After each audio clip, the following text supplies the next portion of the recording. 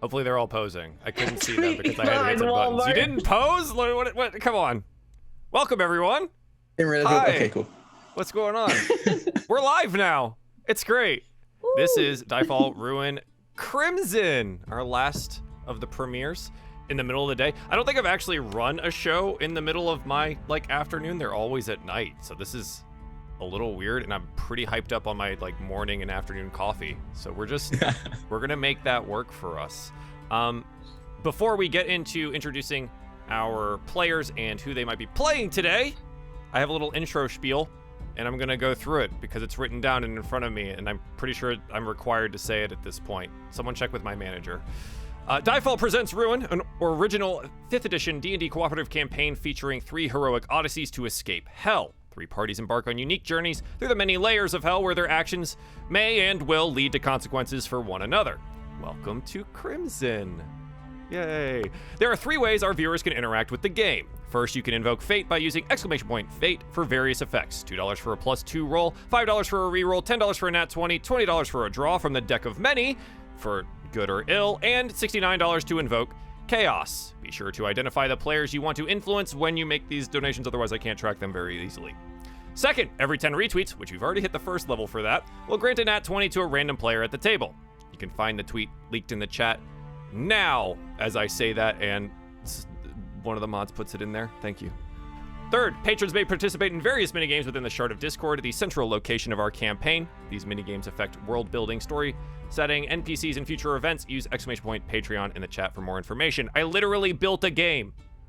I want you to play it. That's what that is. Just go join that, and it'll be good. It'll be fun. Great. That's all I have to say about that. Welcome, everyone. Yay. So many new faces at the table for us. This is great. We're going to go around, do a little introductions on who you are and whose train that is, and who you will be playing. Just their names and class and race, if you please. Otherwise, we're going to do all the physical descriptions and stuff when we get into the game proper. Always starting on my top left, which is where Drac is right now. Drac, welcome to the table. Please introduce yourself, where we can find you on the internet, and who you're playing today. Yeah. So I'm Draconic. You can find me on the internet as Draconics, or I probably just go by Drac for short. It's a lot easier to say and much easier to spell. That's Draconics at DRAKONIQUES on Twitter. Actually all over the place, but today I'm going to be playing Carnifex, who is a turtle warlock, or a warlock turtle. And if you put this together, it makes a war turtle. So I'm playing a war turtle named Carnifex, he, they pronouns. And yeah, that's what I'm going to say. Everything else is a secret. Excellent, wonderful, fantastic. The Lady Mate, welcome back to the table. Please introduce yourself and your character. I'm May, and I am playing a Divine Soul Sorcerer Paladin, Azamar. And it took me a long time to organize my character sheet. There are a lot of different spells from different sources on that character sheet. Yeah, multi-classing is fun.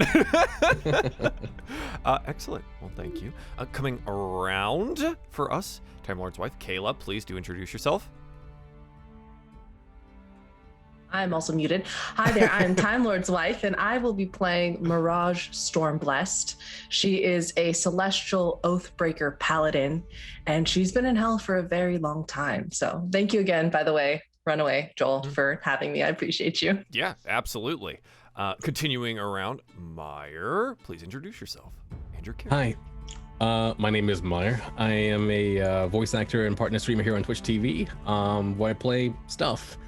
Here on on this channel, I play a Tabaxi rogue by the name of Dwin, and you'll find out more about them later.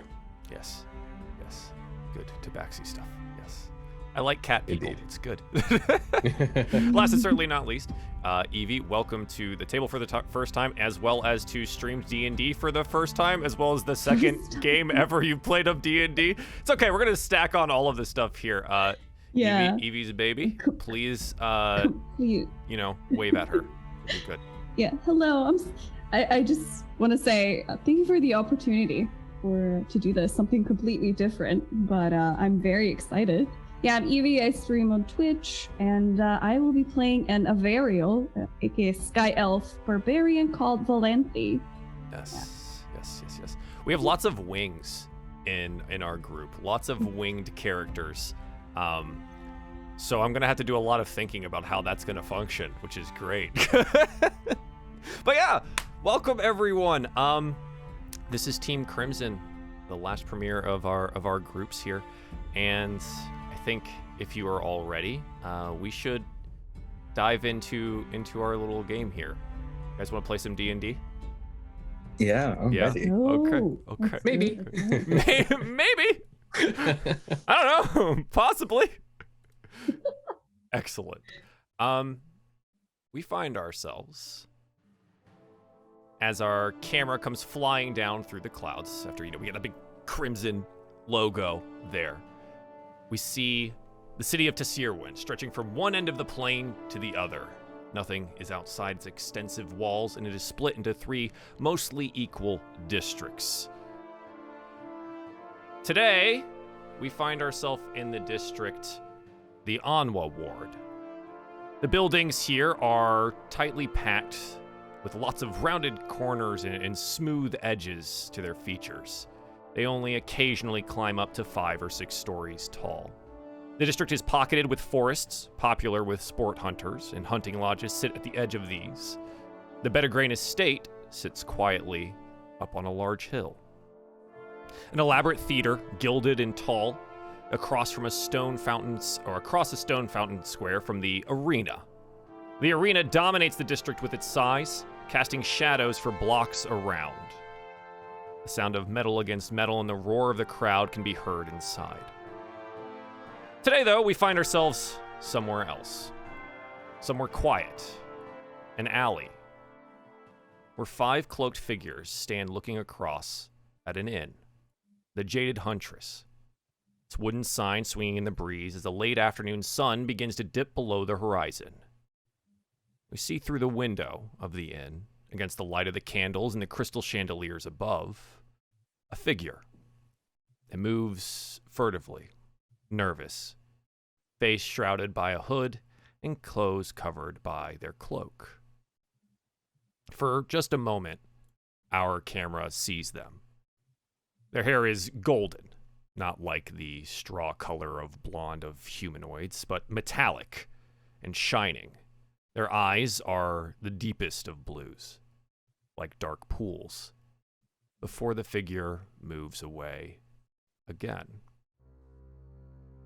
Our camera swings around through the window outside to that same alleyway, where we would see probably one of our characters' faces poking out from around a corner. Who would we see first? I want to volunteer, otherwise I'm going to poke you.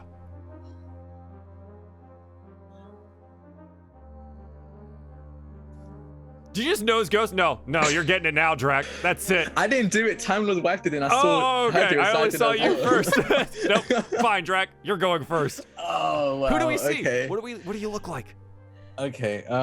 You see kind of a turtle about standing just under 6 foot tall, which is fairly tall for a turtle. He's got kind of leathery greenish skin and scales with a set of deep purple heron pants, I guess, like baggy pants, but no top. You can't really get a top over his shell, which is a deep dark brown with you can see like cracks from most likely past fights he's been in rather than age. He himself looks very fit, not that he works out, but all of the muscle he's gained is from like physical labor and experience. He's in his mid to late 30s, and despite him not exactly showing it, torture don't crack, his eyes look very, very tired. But I guess he's now peeking around the corner into the inn, I'm guessing, right? Yeah, looking towards the inn. And we'll get to your purpose here in just a moment, but we're going to get introductions from everyone first. Next to our turtley friend, who do we see next? You don't nose Can ghost. I choose? Yeah, sure, absolutely. Who's standing next Hamlet's to you? wife. Yes, all I right. know. She knows goes as well. So. Speaking behind him is an olive-skinned female who is very large in stature. It's real quick, like to give you a mind picture, it's like Yasha and Raven from Teen Titans had a baby. And this is their baby. Okay. And she has a cloak over her face and covering her dark black wings. You can't see them currently. But her clothing, it looks like a high-necked dress that is of a dark purple shade, very similar to the one that Carnifex is wearing, actually. And it's about floor length with 2 long slits down the sides of her legs. And she's wearing tight cropped pants underneath for maneuverability, with metal pauldrons and also a longsword to her side. Nice. Excellent. Who stands behind you deeper in the alley? You're gonna pick. Evie. Nice. Oh, okay. You see, well, there is a cloak over her wings, but they're still kind of poking out. She's trying to like push the wings down, but they're so big you can't really miss them. Valanthe is kind of a person you would notice immediately when she walks into a room and everywhere. She's also quite tall, quite well built, muscular, but the wings are kind of hard to miss. Like, I think they're like kind of like in shades of blue and purple and pink at the tips. Okay. As a seasoned warrior, she likes to like Varial like to color the tips of their wings, so Nice. that you get to see. She is kind of like trying to hide herself as much as possible. She's a bit shy. Grew up a little isolated. Just she's unsure of her surroundings, but she's trying to to figure it out right now. Okay. Excellent. Who's next? You have to choose. Ooh, Meyer. Okay. Tell us about Dwyn. Okay, I'm kind of working in a voice for this character. I think I might just go like your typical cat man. There's a typical Catman voice? Yes. You don't know that, Joe? I didn't. Yeah. I didn't know. So several feet behind this person, there is a swirling of dark mist, and then from inside there is a figure hunched down and holding a glowing red item. Once the smog and the smoke abates, there is a tabaxi male, shrouded. Their fur is gray, ashen, with what look like cheetah spots. However, they are smoldering like embers. And just like embers, their eyes as well, peering through around the place, confused, startled, scared. They see the figure in front of them and instinctively pursue. Okay. Excellent. And last and certainly not least, please, May. Lenore's not really trying to hide herself. She's just kind of standing there with a confused and impatient look on her face. She has long, wavy, cream-colored blonde hair, and it's loosely gathered to one side. Her skin seems overly pale, but in the right light, it shimmers and gives a little bit of warmth to it. Her eyes are a deep sapphire blue, with gold flecks radiating from the depths of her pupils, and her lips stained a dark velvety red. Today, Lenore is wearing a dark brown studded leather chest plate with gold embellishments. Her satin teal sleeves of her blouse flow loosely down her arms, and her black satin pants are embroidered with gold in a swirling pattern of flames and bursts of light. She also got some leather pauldrons that are intricately detailed with carved curly feathers. That was a tongue twister for me. Yeah, right? And she has a round shield embellished with a golden sun and cross scimitars. She's got a whip tacked to one side of her belt and a scimitar on the other. At first glance, it looks like she's a person who wouldn't like to be unkempt or dirty. But a closer look at her armor and stuff, it's seen some significant wear. Okay. All right. Excellent. So we find all 5 of you in this particular alley, and for my players, this may be a little confusing, but this, for your characters, is exactly where you're meant to be. Your recent memories tell you that you're here for a reason. There's a bounty on a person that we just saw within that window of the Jaded Huntress. Good bit of money on their head, brought in dead or alive. Preferably alive, the notice says, but exceptions are sometimes made. You're supposed to bring this person to the magistrate of the Anwa ward. How you go about that is up to you. The people around you seem familiar, as if you've done this before. And so from here, where do you begin? What do you do?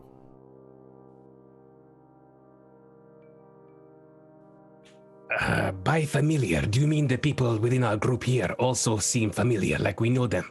Yes.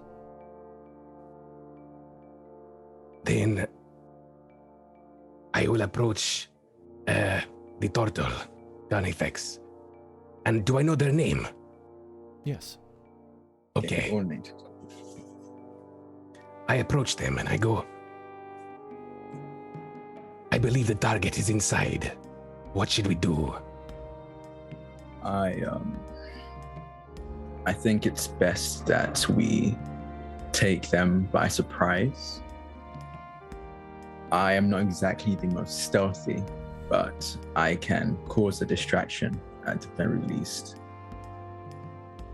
Take them, and anyone else can take them down and tie them up. They said alive was preferable, so let's try to avoid conflict if we can. Tie them up, you say, and then you see Mirage begin to pull out bands of black rope from her bag.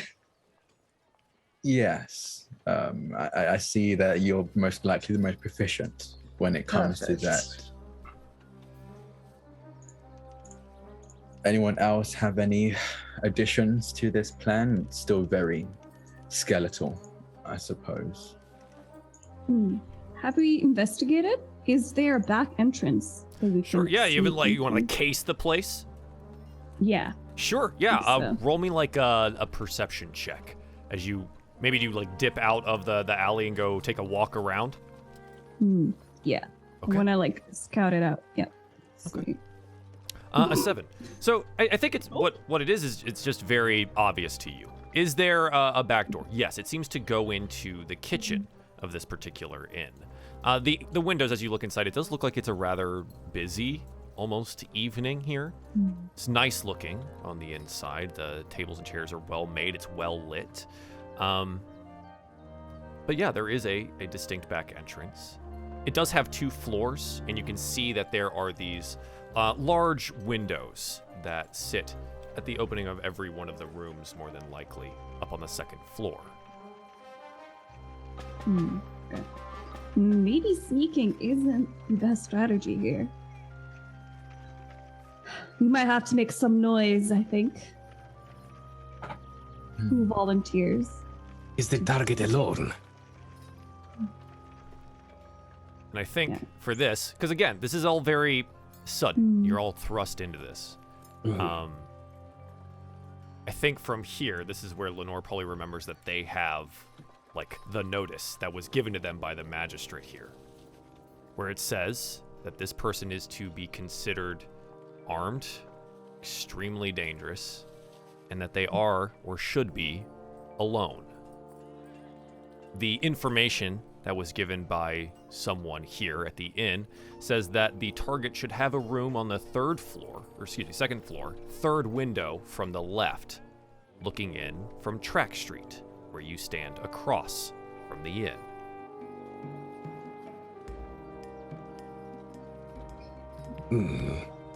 Well, my particular skill set is that of the shadows.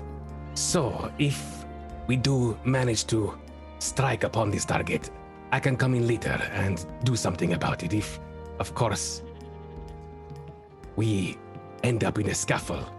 Until then, I shall hold back. and I'm going to try and be stealthy. Okay. Just some notes for you all. You each have a reroll that you can utilize if you would like to at some point. Okay? Just keep that in mind. Okay, so advocating for a stealthier approach. How do you want to make this work?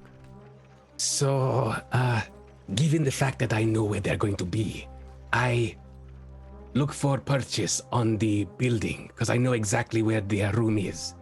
I'm going to climb up on the building surface, and being a tabaxi, I have claws and I have a 20 speed movement up the wall. So I am going to try and go up there and wait until a signal. Okay, yeah, so you want to wait outside the window here for this particular room. The street itself is, as evening is coming, less busy than it would be during the middle of the day, but there are still people about. There are still some people you might want to avoid the eyes of. Right. So would you like to make this as stealthful as possible? Knowing that there are people around, perhaps I shall wait outside, inconspicuous, in plain sight. Okay. And wait for another moment? Yes. Okay. My compatriots around me know about me and my ways, so of course they will go ahead. They know you like And the I shall shadow. follow. Yeah. Indeed. Okay. I think with the win out here, I'm assuming ready to pounce, we should go inside and act natural, I suppose. Yeah. Block any entrances as casually as we can to stop them from potentially escaping. We outnumber them, so I think we'll have that in the bag. Agreed. And So we kind of just go in.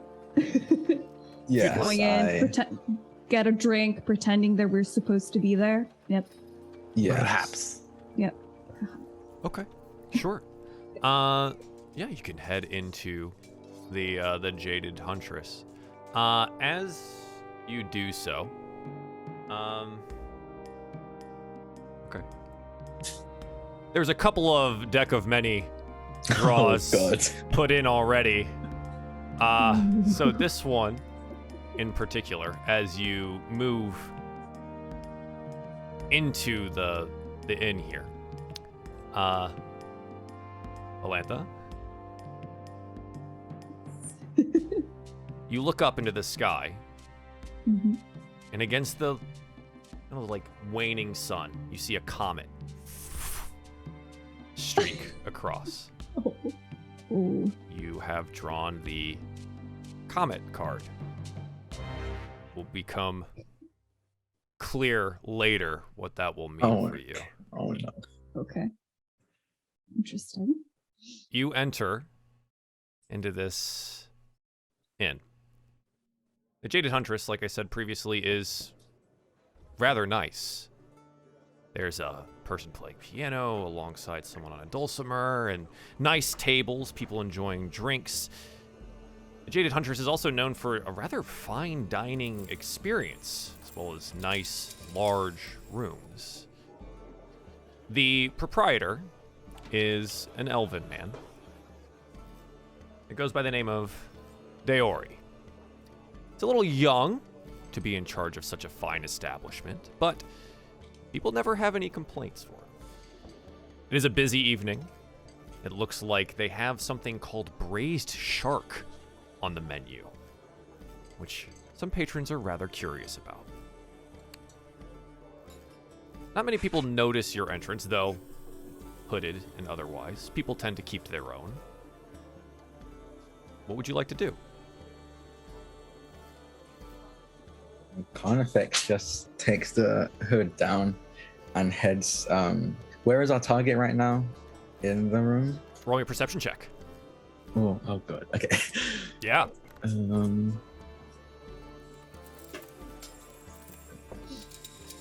My perception is not great. Let's go. It's okay. You got rerolls. That's a 10. A 10. Yeah. You want to keep it? Yeah, I'm keeping it. Okay. Yeah, a 10. You look around the room and you don't see them right away. It is relatively crowded and there's plenty of corners to be hidden in. I think he'll just still, I guess, looking around. He's gonna walk over to the. Is there like a counter, a table, anything like that? Yeah, like a bar we can counter? Order stuff. Yeah. Yeah, absolutely. Deori would be behind it there, probably serving drinks. You would know that the Jade Huntress also has a rather fine selection of wines. And he seems to be pouring a tasting for a couple at the bar. He's just gonna sit down. Can I have a tasting as well? Oh, yes, of course. It will cost you 1 gold piece, though we have rather fine things on the menu this evening. It will get you 5 glasses, quarter pours, of a couple of different vintages for you. Sounds good to me. And he just ruffles through his pouch and slides the gold coin. Okay. Carnifex has moved over to the bar. What's everyone else doing? I think Valanthi's literally just rushes into the bar. She's like, "Barkeep, give me your finest drink." Finest. Finest. Well, okay, so the finest thing we have is actually a 300-year-old bottle of wine. It will cost you roughly 3,000 gold pieces to have a sampling of it. Okay, then give me something the regular folk here like to drink. The regular, right? So, Yes. just a glass of the house red. Yes, please. Right. That sounds lovely. Yes. He nods knowingly and goes and pours you a glass of the house red before sliding it over to you. He's like, it's a much more reasonable 2 silver pieces. Yeah. As you know, this place is like, it's a pretty expensive place. Yeah, making that 1,000 gold bounty feel more necessary. Yeah. Okay. Yeah, but Valanthi, has like a noble background, so she is quite surprised at the prices. All of this used to be free for her. You remember a time, it's like, why am I paying for things? She's like, okay, Weird. fine. Yeah. Good. Okay. Sips on her wine, looking around, trying to see if she can spot the target. Okay. Roll me a perception check. Mirage, what are you doing? While they are busying themselves in the bar, I'm going to go up to the other floors. Okay, sure. I just don't want to take a look at them or just know what it looks like. Yeah, I want to actually go see if there's a roof, because I couldn't make it out from the street. Sure, yeah. It'll be a pretty low check, but I want you to roll me an investigation. I don't know if you've been up here previously. Oh, I forget we're doing this in Roll20. 1 second. If you want to verbally say what your role is, that's totally fine with me. But yes, we are indeed in Roll20. 17, yeah. Okay, so Mirage heads upstairs and you begin to try and look for some kind of roof access. Excellent. Okay, Lenore, what are you doing? And we'll get to your rolls in a second. She would just be casually sauntering into the inn, kind of just not making a scene one way or another, just kind of like any other normal patron would be. And she's going to take a seat towards the kitchens. Okay, yeah, maybe one of the smaller, like 2-person tables near the kitchen doors. Mm-hmm. Okay. Excellent. Gwen, are you still outside or did you come in with a party? I did not go with the party. Okay. I am waiting outside, maybe about 20, 30 feet away across the road. Just sitting in a feline sort of position, just staring at the door. And what I am doing is I am looking to see the patrons going and leaving, just in case our mark leaves without them knowing. And also to see if anybody dangerous is going to go inside or outside, in case, of course, they have reinforcements. Sure, absolutely. Go ahead and roll me a perception as well. We'll take that as you keeping track of the road. For an 11. Yeah. Okay. Yeah. Alanth, as you kind of look around, you're sipping on your wine, probably next to Carnifex here. Similarly, you're not seeing anyone. No one that matches the description on the form, unfortunately. Mirage, however, you do find that there is not only a roof access, but there does seem to be a back upstairs patio that comes out as well. 2 big double doors open up to where you can see people with wine glasses in hand enjoying the evening sun as it dips below the horizon there. There does seem to be around the side probably something for people that work at the inn to use, like a ladder access to the roof. More than likely for chimney sweeps and other ones. Walk over to the wall near the street where Dwin is placed. And I pull my longsword out and I catch it on the sun in hopes that he will see that and see me on the roof. And I let out a very telltale whistle. I'd like to think that we've been with each other long enough to have various signals. Sure, yeah. And so to let him know that I'm up there on the roof and I'm investigating it. Okay. What is the whistle? Is it like a bird call, or give me some flavor? Man, I don't know if my mic's gonna pick it up, but yeah, it sounds like a bird call essentially, a high-pitched bird call, like a high trill. Okay. So you hear the bird call there, and you are alerted to their location. Okay. Okay, you notice the light of your sword glinting off the reflectors in my eyes. And so you know that I have seen you. Oh god, we get that terrifying cat eyes in the dark moment. Is that the just Exactly. oh god. Yeah, perfect. Okay. Excellent. Dwin, as you keep track of everything happening in front of you, curious figure cartwheels down the road, dressed in vibrant reds and oranges, and bells on their hat.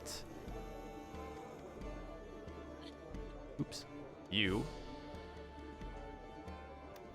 have drawn the Fool card. All I noticed is... Okay, sorry, go. Yeah. As you watch them cartwheel away, flips and flippy-doos and whatever things you would call those, you feel something being drawn out of your mind. A piece of you goes missing. You lose a memory. What memory do you lose? And this one can come from here or your past. I forget the memory of my younger brother. All about him? Yes. Okay. And so for our camera, we watch as this spectral hand draws into your head and pulls out this spiral little memory. Or maybe of the party? Would you prefer that? I will leave it to DM's discretion. God, that would be funny. You'd forget what you were doing here, though, and I feel like I want you to interact. Fair enough. You know? Okay. So, unfortunately, you lose the memory that you have a brother. And Right. it's gone. And you watch as the Fool cartwheels away. What was that? And I keep looking. Intent of the mission at hand. Okay.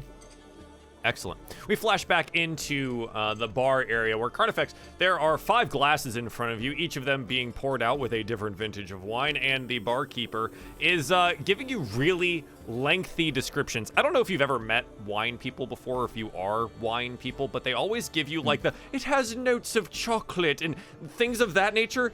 I've never been able to taste any of the things that they talk about, but you're probably having a very similar experience, and where they're over-explaining everything that has gone into this and like where the grapes are from and which of the districts, etc., etc. I think he's kind of like listening at first, and then quickly starts to get very annoyed. It's just like a low growl, because it kind of reminds him of someone. Someone he knew a while ago who he seems to have just as strong an interest and odd taste for wine, and he just goes, I paid you the gold. You can stop talking now. Part of the tasting is really just getting the entire experience of everything. I can experience it myself by drinking it. That's what the tasting is. You can go now. Right. Okay. And he just like goes off. Downs each. Just immediately. I paid a gold piece for this. He just gulps it down. Oh god. Okay. Excellent. Right. So Valantha is next to you. Do you discuss anything? And I'm just like, I'm like doing the thing, like you sip it, swish it. Yeah. It and like, oh, I can taste the notes of the workers. No, don't. The workers' feet that press these grapes and stuff like that. She's like very like educated on it. Like, what about yours? And you just it tries to start a conversation. Yeah. It tastes red. Ah, red. Yes, the finest of tastes. Yes. Yes. I agree. It does taste red. Yes. Have you seen any signs of our target? No, I haven't. Yeah, I've also been quite into this wine. Interestingly, even it's bad, but it's making me want to drink more. Are you an alcoholic? That sounds a lot like something an alcoholic would say. No, I don't think so. I think I just enjoy wine here and there. 1, 2, maybe 25 on a night. Okay. I think this is something we should discuss later. Perhaps, yeah. I think we should, focus on the target. Yes, but we definitely should discuss this because I think that's a problem. No, I can hold my alcohol. It's fine. I'm fine. Everything's fine. I really hope you're quite literally saying all the lines of an alcoholic. I don't know what you're talking about. Okay. Oh, look at there. I think that might be our target. Just like turn around and point. Sure. Yeah, just point. Yeah. Just pointing. Yeah. Just out into the crowd. You're like, yeah. You know what? I want to run a perception check to look. See if you can't see him. Sure. Let's see. Oh god, I'm literally the worst person to be rolling perception checks. Where is that? 14. Okay. Looking out into the crowd, you do, I think, catch a glimpse of that like metallic gold sheen from their hair. Past where the musicians are, on the opposite side of the bar from you, tucked into a corner. They're there, small table, and they seem to be eating one of the things off the menu, a small glass of wine in front of them as well. So, no wonder that you missed seeing them. They are pretty well tucked away.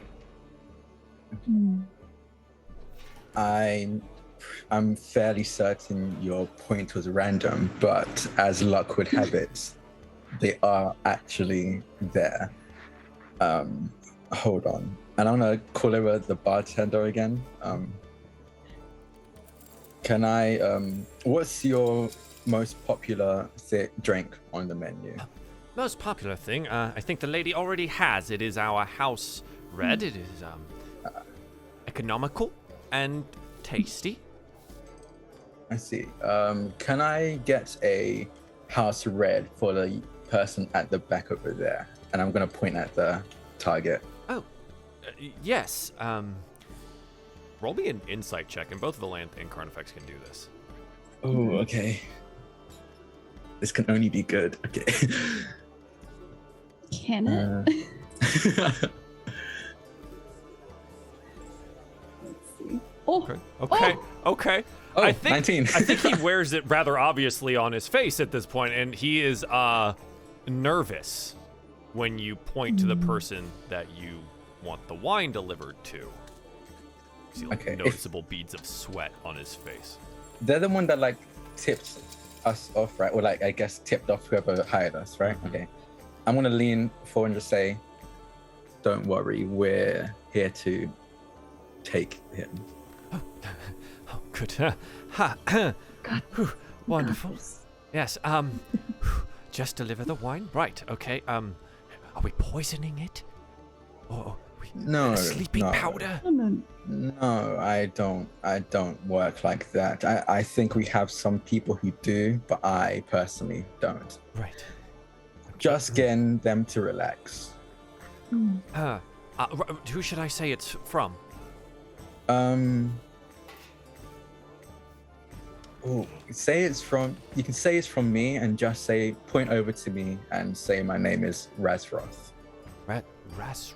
Okay. Right. Yes. On the way then. Yeah. And they will go do the thing. And while they get the glass and walk that direction, Lenore, you've been at the table by the kitchen for a little bit of time. What have you been up to? There's probably 2 or 3 empty glasses of wine of various varieties. As she keeps testing the various scales of quality. I don't think you're overly impressed by any of them, to be honest. She's had better. Yeah. For the price, definitely. Did she notice the pointing happen? Have you been watching your party members? She's been like keeping an eye on the room in case things happen towards the kitchen.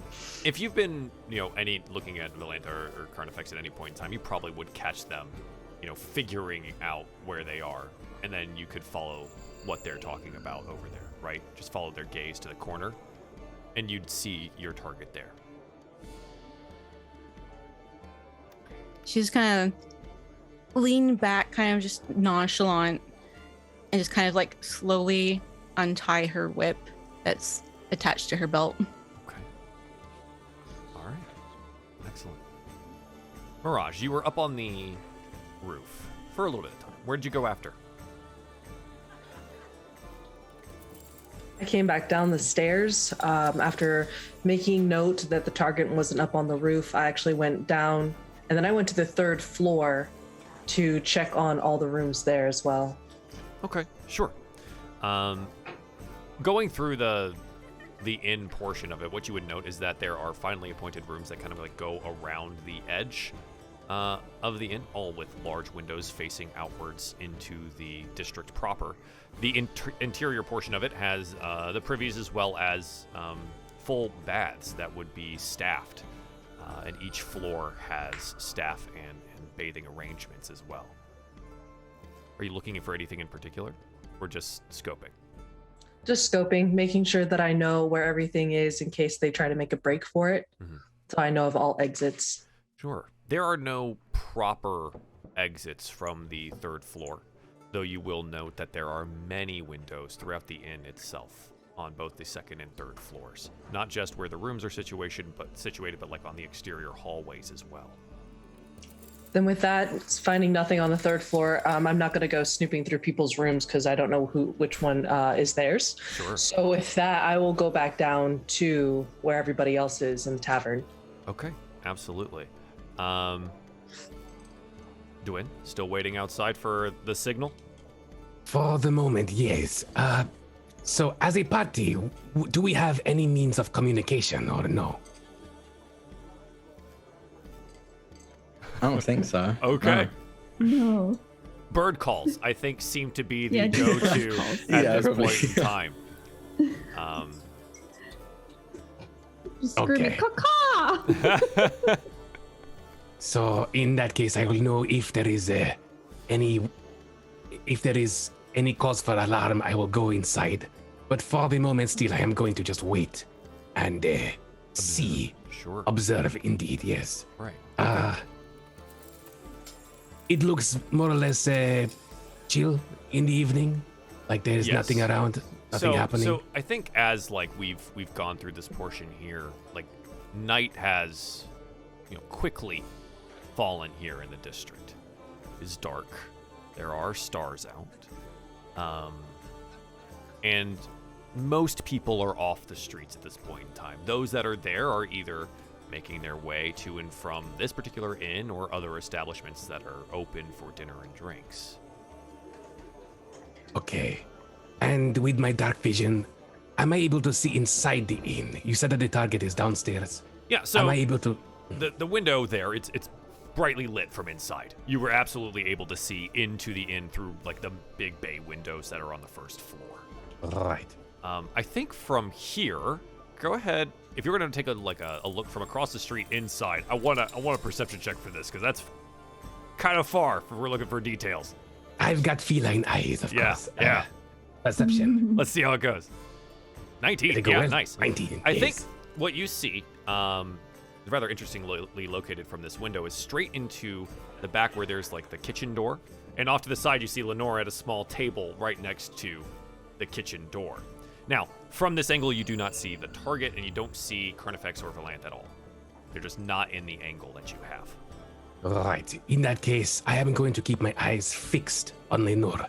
If she gets up and moves, I will go inside. Okay. Excellent. Mirage returns downstairs. Who do you go to? Where do you go?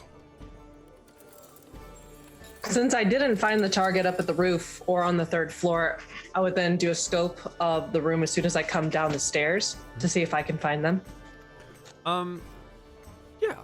I think if you find your friends and maybe, Lenore or something like that, you might be able to piece together where their glances are heading at any point Then I in look time. for the big turtle in the room. Yeah. Big turtle in the room's at the bar. Easy enough to see. I think, yeah, if he sees Mirage coming down, he'll just like do a little there's some over there. Yeah. Ooh, And yeah. coming down the stairs and like turning around, and you can see past the main dining area and into a corner is your target. They seem to be still dining. I think at that moment it would be a perfect time for our innkeeper to be delivering that glass of wine that Carnifex had provided.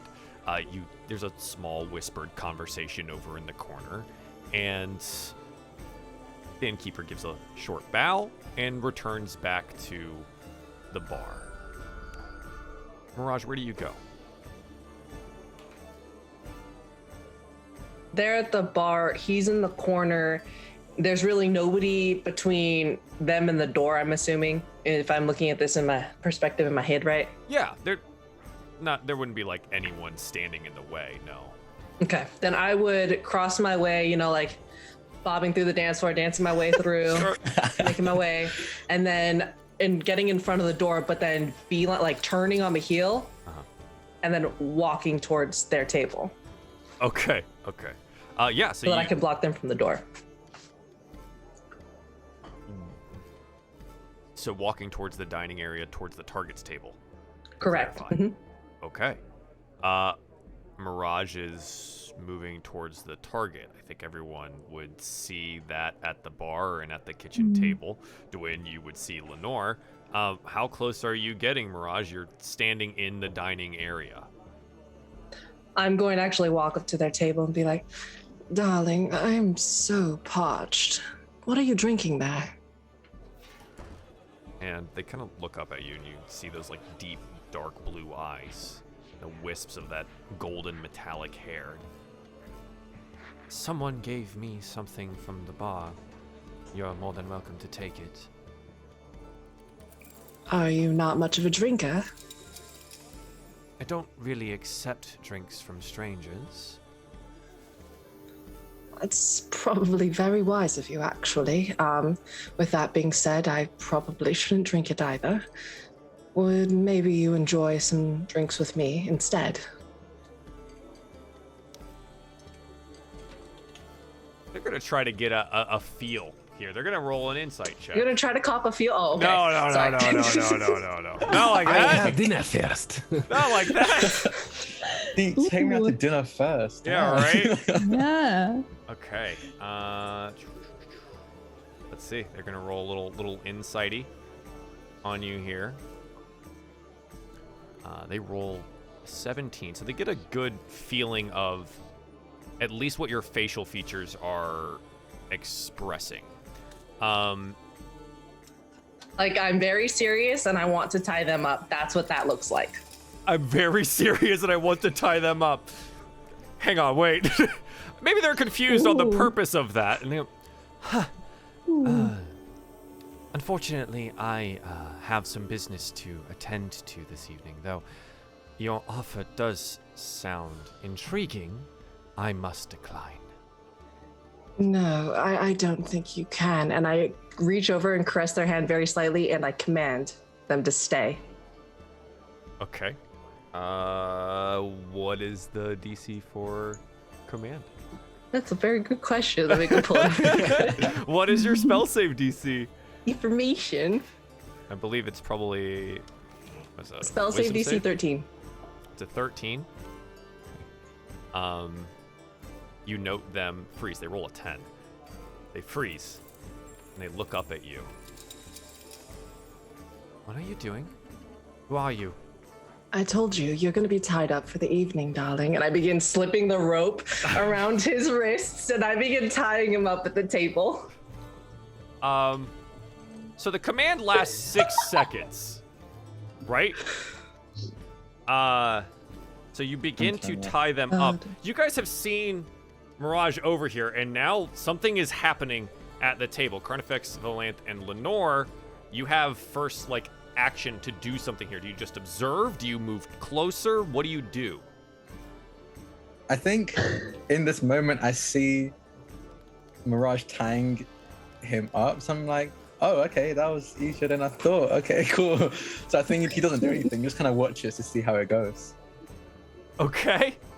Yeah, I think I'm just taken aback, and I'm like, is she doing what I think she's doing? And then Yeah. probably like I think I would try to go and like help out. Okay, so Like, you're will gonna want rush to and be move like, that yeah. direction. Yeah, Okay. like help out. So how do you? I mean, yeah. The duration on that is 1 round, by the way. Just double checked. So 6 seconds, which is why I'm giving everyone the ability to Yeah. do one Yeah. thing before this person basically regains all of their faculties here and can act. Yep. So you want to just start moving through towards the dining room area Yeah, there? And, yeah. Okay. It's- To provide It's some like- kind of assistance. okay. You're moving rather Yeah. quickly. It's a little bit far, right? Yeah. So people at the tables kind of start looking up at you here. They start to take notice that something is going on over in the corner. Lenore, what are you doing? She's gonna at first kind of smirk, seeing Mirage's approach. She's gonna stand up, but like kind of like make it look like she's about to like just head out of her own volition. Sure. And she's just gonna hold for a second. She wants to see how this plays out. Okay. Yeah, you hold and you wait, which means for our cat-like friend on the outside, you see Lenore probably like tense a little bit, but they don't make any moves anywhere. Did she stand up? She did not, as far as I know. I did stand up, Oh, you did stand. Sorry. Yes. you did. But but she's not sti- like moving anywhere. Right. In that case, I get lower and I adopt a kind of a mix between like a Spider-Man and a sprinter's pose. How far away is the inn and where they are inside? More or From less. you said you were 30 feet across the street here, so it's 30 feet to the front door, and then probably another 60 feet to the dining room. It's a big inn. Right. So I can get to them. You can certainly. You're very fast. I forget this, but you're very fast. Tabaxi has ways of moving. Yeah, you have ways of moving. You can get there. Yes. In that case, I get low and I adopt a stance and I wait until I hear either a noise or she leaves eyesight. Okay. Absolutely. But actually, radio action, because I forgot that's actually an option. Sure. My action that I want to ready is just summoning a weapon, if it seems to go violent. Okay, so you're readying to summon a weapon here. Yeah. Correct? Okay, absolutely. All right, so the 6 seconds pass, and I didn't think it was going to happen on the first floor here, but apparently we're going to start tying up people on the first floor. Yeah. As you are tying their hands here, the command ends, and they look up at you, Mirage, and go, I would advise you to remove those right now. I don't think I can do that, darling. See, it seems that I actually am in need of you for the night. And I wink at them. Okay. Again, I continue playing coy. I'm not letting them know exactly what. I'm telling them, but I'm not telling them. Right, so they're going to stand up here and they're going to begin to resist what you're doing. They're not. This is outside their realm of okay. So as coy as you might want to be, you use magic on them. They recognize that, and you are beginning to tie them up. And they stand up, and then, no, that is really enough. And they're going to attempt to.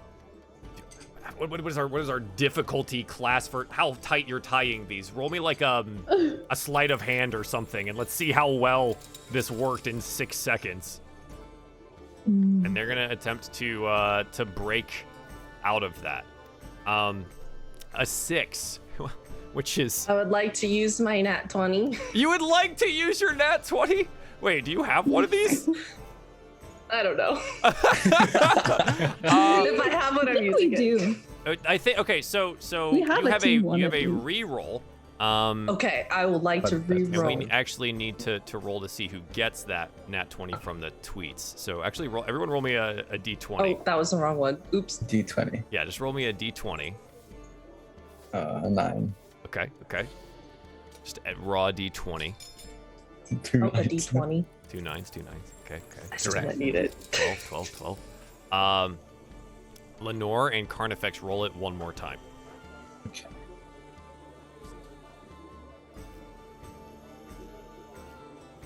Okay, so Carnifex, you will claim the d20, the lowest roll. Ooh. So nat 20 here. Oh, because I need. Because you need it the most. Exactly. Yeah, that's how we do those. Because you need it. Yeah. So the reroll here ends up being a 5, which is actually lower than the previous one. Your contract target rolls an 8 and muscles their way out of the attempted rope tie there, and they say, "This is your last opportunity. Before we make a scene, you're going to leave me alone." And if you don't take me up to the 3rd floor right now, then the rest of my team is going to sick themselves on you. Team. And she starts to look around the room, and I think this is where they note that, like, we have Valanth on the way, Lenore is standing, and they don't know about the cat on the outside of the room, but you know, that's fine. We'll get there at some point, right? Sure. And so they stand there. It was bound to blow my cover eventually anyways. And Sitting in the middle of a tavern isn't really going to help you much. gonna glare at you. They stand and they toss back their hood, and in a similar way to how you also have some wings, they do as well, and they toss off their cloak. And you watch as their eyes begin to glow, and you can see that their form shifts and changes in front of you. You go, I gave you an opportunity. You should have taken it. Yeah, I'm gonna need some initiative, please. Do I get gonna to take- go? Do I get to go? My ready action? Does my ready action go off? Yeah, I think if you see them stand and like this happens, right? Yeah. You're That makes ready to sense. action. Yeah, I'd be like, you summon "Oh, your boy." blade. Yeah, you're like, oh, okay, sure.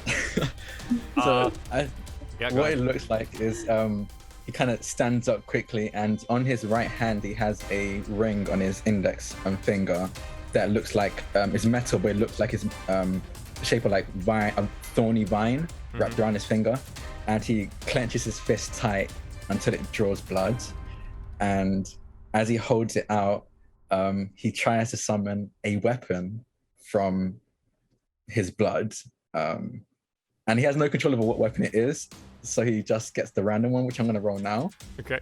A great sword. Okay. Yeah. So the blood Ooh. drips, and it kind of like turns. It's just a long stream of blood that hits the ground and stops and begins to widen and flatten until it's a large blood red metal greatsword that he holds in both arms and gets ready for combat. Okay. Mm. I was just cause like I did not expect you guys to do this all the. I was like, yeah, man, you know where the room is. It's totally gonna be fine. Nope. Here we Nope. go. Doing it right now. Yeah, we're gonna do it right right now, now. which is, it's totally fine. So here's your first floor. There are some people that I was able to populate into here for now, but you would find yourselves kind of like arranged as such, with the target being in the top right portion here. Yeah. All right. So this didn't go where I needed it to go, but that's fine. And we will have, yeah, cat friend. I put you at the door so you could see some things, but yeah, it'll, we'll figure that out in a second where you like actually need to get to, right? All right. But yeah, it's okay. So that being said, at the top of the wow, Mirage with a 19. Who am I missing here? I'm missing Dwin. I need your. I hold already. It's the top. 22. Stop. Okay. Just didn't have it on your token here. Jeez, man. So fast. And they roll an 11. Okay. Lots of actions are going to happen before they can do anything here. So at the very top, Dwin, what would you like to do? Okay. Fix some of this stuff that I messed up. As I hear the commotion and I see the blinding light from the transformation of this creature, I am going to then go. I am going to go my max movement, 30 feet, and then I'm going to dash 60 feet. And then as I am moving, normally when I spoke to my compatriots, I was maybe standing around 5'8". However, that's with my fur and my arms and limbs all inside. When I'm in a hurry, I engage in more feline countenance. My arms extend and so do my feet, and I'm more about 6'6". And I am going to use feline agility and double my speed to 120 feet to make my way into the room. And then once I get inside, I am going to perch behind the piano. Okay, yeah, perch behind the piano as you come flying into the room, right from across the street, blasting through the door here. Yeah, okay, absolutely. And you can perch behind the piano as you come running into the room. That's just your movement. That's just cat movement. What else would you like to do? I'm going to wait. Okay. Yes. I used my my bonus action to dash. Yes, or is it yes? Feline agility just doubles your speed, correct? Yes, but to get there I had to dash You had to too. dash. Okay. That's yep. my action. Yeah. Okay. So yeah. so I have to Do you wait. have anything left? No. All right. No. So, you're here in the room very quickly. Mirage, this creature has broken out of the ropes that have bound them here. What would you like to do? As soon as they break out into their true form, I'm going to yell out to the rest of the room. Anybody that should not be here and does not want to fight, please leave now. Yeah. And I'm going to, with that, my voice is going to boom out as I cast Bless on the 3 closest party members, which would be Okay. Dwyn, Lenore, and let's go with Philanthropy. Okay. What does your bless look like? It feels like a sound bomb erupts as I say leave now, and you hear boom. Sure. Yeah, we As get it all just kicks up dust in the room. absolute little shockwave action going on for sure. Okay. You have movement and bonus action remaining. Would you like to use either of those things? I'm gonna go ahead and move right here and use my action to attack with my longsword. Okay. Your action was to cast bless. Oh, my apologies. I'm going to use my movement to just move there, and then that will end my turn. Okay, excellent. Card effects across the bar here. You have your blade in hand, and you do see, probably people in this room are now panicking a little bit, and they'll probably make their way out as soon as they possibly can. But what would you like to do? Wise. I think Carnifex kind of just very casually with one hand kind of like just drags his great sword behind him and just starts walking over to meet up with the rest of the group. And at the same time, he's kind of whispering under his breath as he casts Hoarfrost. And I could put that in chat real quick. Yeah, absolutely. Basically, his blade gets coated in icy frost that deals an extra 1d4 damage when he strikes with it, an extra d4 of cold damage when he strikes with it. So you're just getting that prepared as he casually walks over to catch up with the rest of the group. Yes, excellent.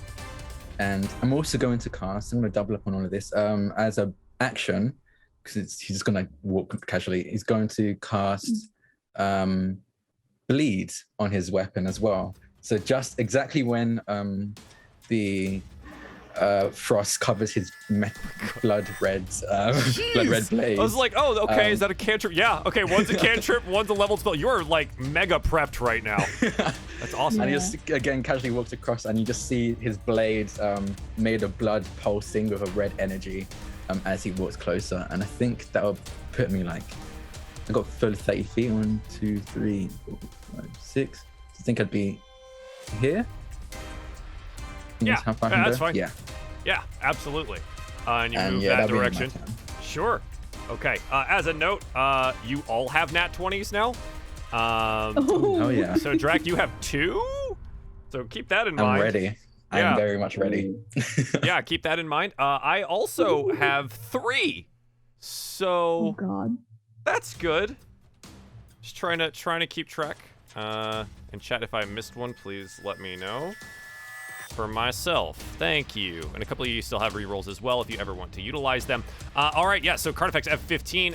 Lenore also at 15. What would you like to do here? You are blessed right now.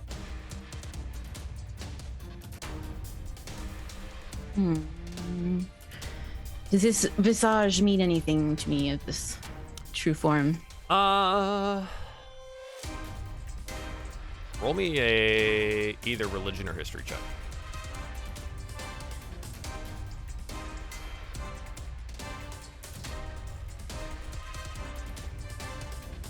Oh, I'm gonna reroll. Okay. All right.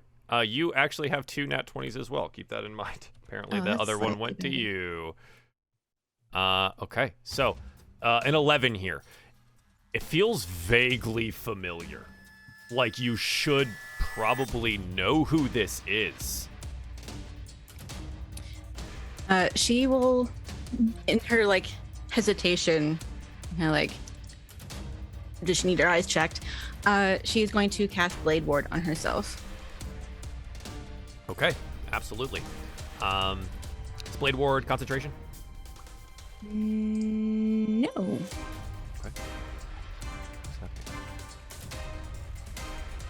Cantrip, duration 1 round. What does this look like? Does it take any physical form? She just kind of raises her hand as if she's like drawing a dagger, and then now there's just bunch of blades swirling around her. Okay. Absolutely. All right. The target in front of you here, Mirage,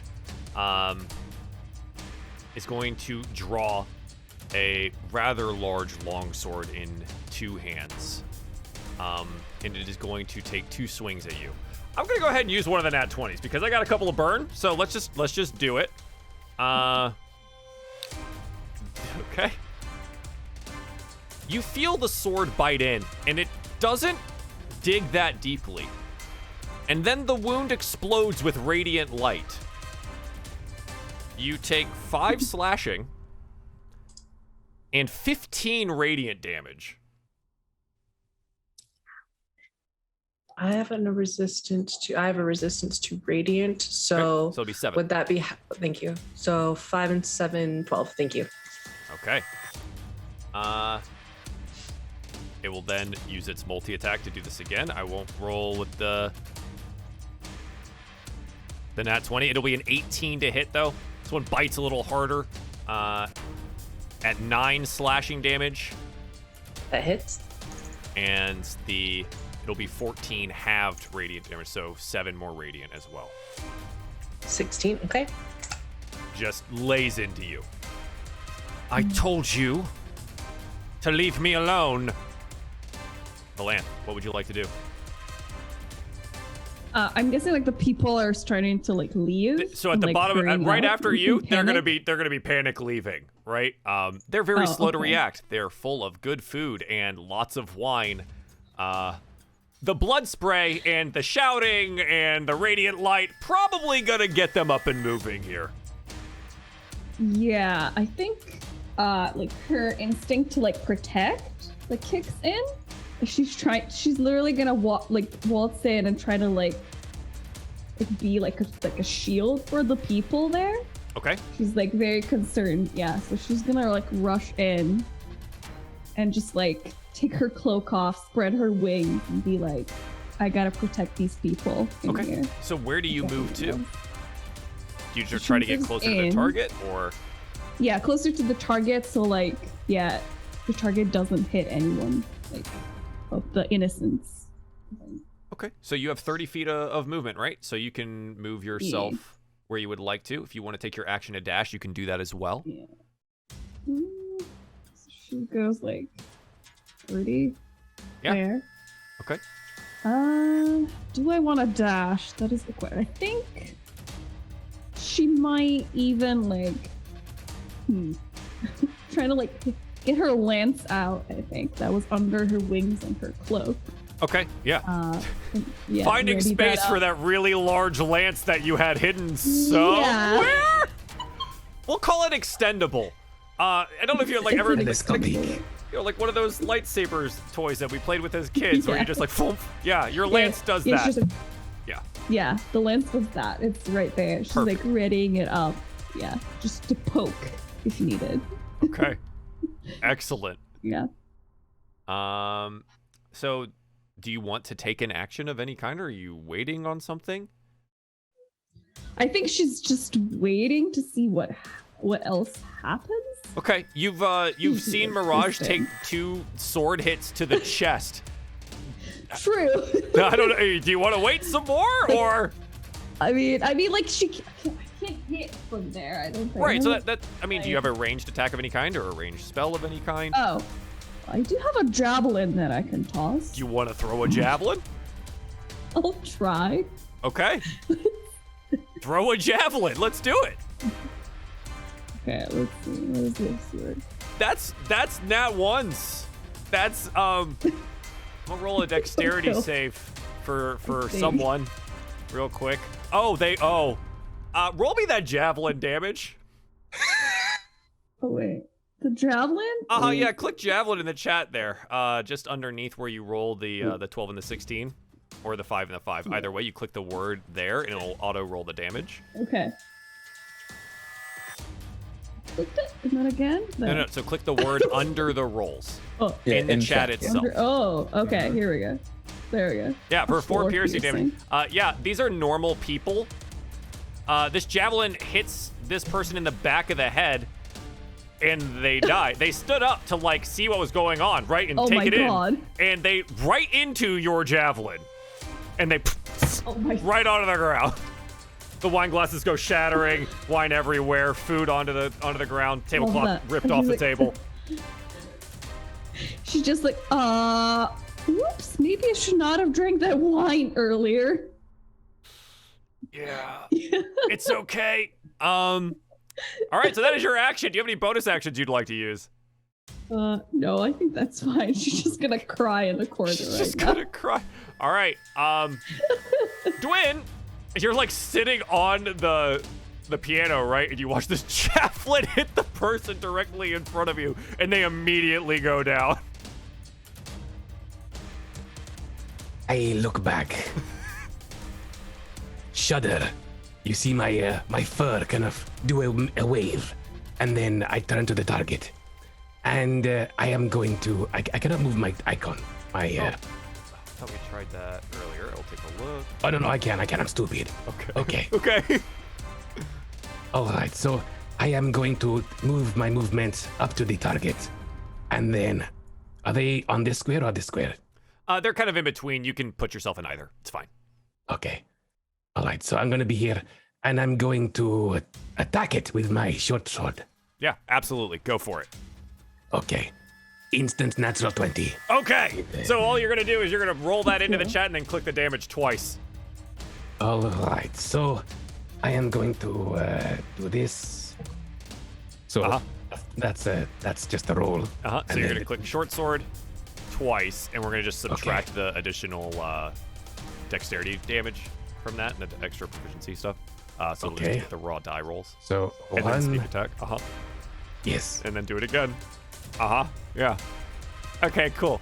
So it'll be 21, and then your critical damage is going to be plus 13. So 34 points of damage as you slam the short sword home, utilizing your natural 20 there. And they scream out in pain. That was a lot.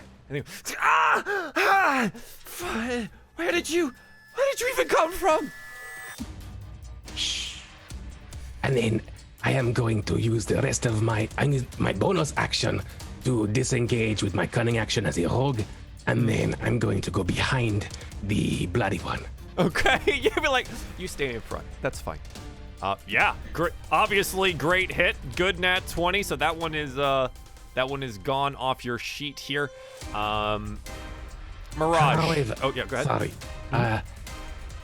I'm going to move over here because I might be in lance range. Okay. In case any more javelins go flying through the air. Absolutely. Indeed. Mirage, it is your turn. That hurt a lot. What do you want to do? I am going to. I was gonna say touch myself, but that sounded. I am actually. We're all friends here, I guess. With one of my hands, I'm gonna like slam myself on the chest, kind of like King Kong style. I'm gonna lay on hands. Okay. I'm gonna pump all 15 points of that into myself. Yeah. Okay. From there, what I would like to do simultaneously is cast Cure Wounds on myself as well. So using Lay on Hands is an action. Oh, is that for my paladin skill? Oh, got it. As an action, as per written, I see. As words written. So then with that being said, I'm up 15. I have another one. It's not as words written, and I don't know if I can use it to heal myself because it says creature within range. Where did it go? I mean, you'd be in range of yourself, right? Right. It just depends on if it's an action or a bonus action at this point, right? Sorry, I lost track of it. Too many things open. Too many things. Hey, One I second. live that life. Yes. Understood. All the things.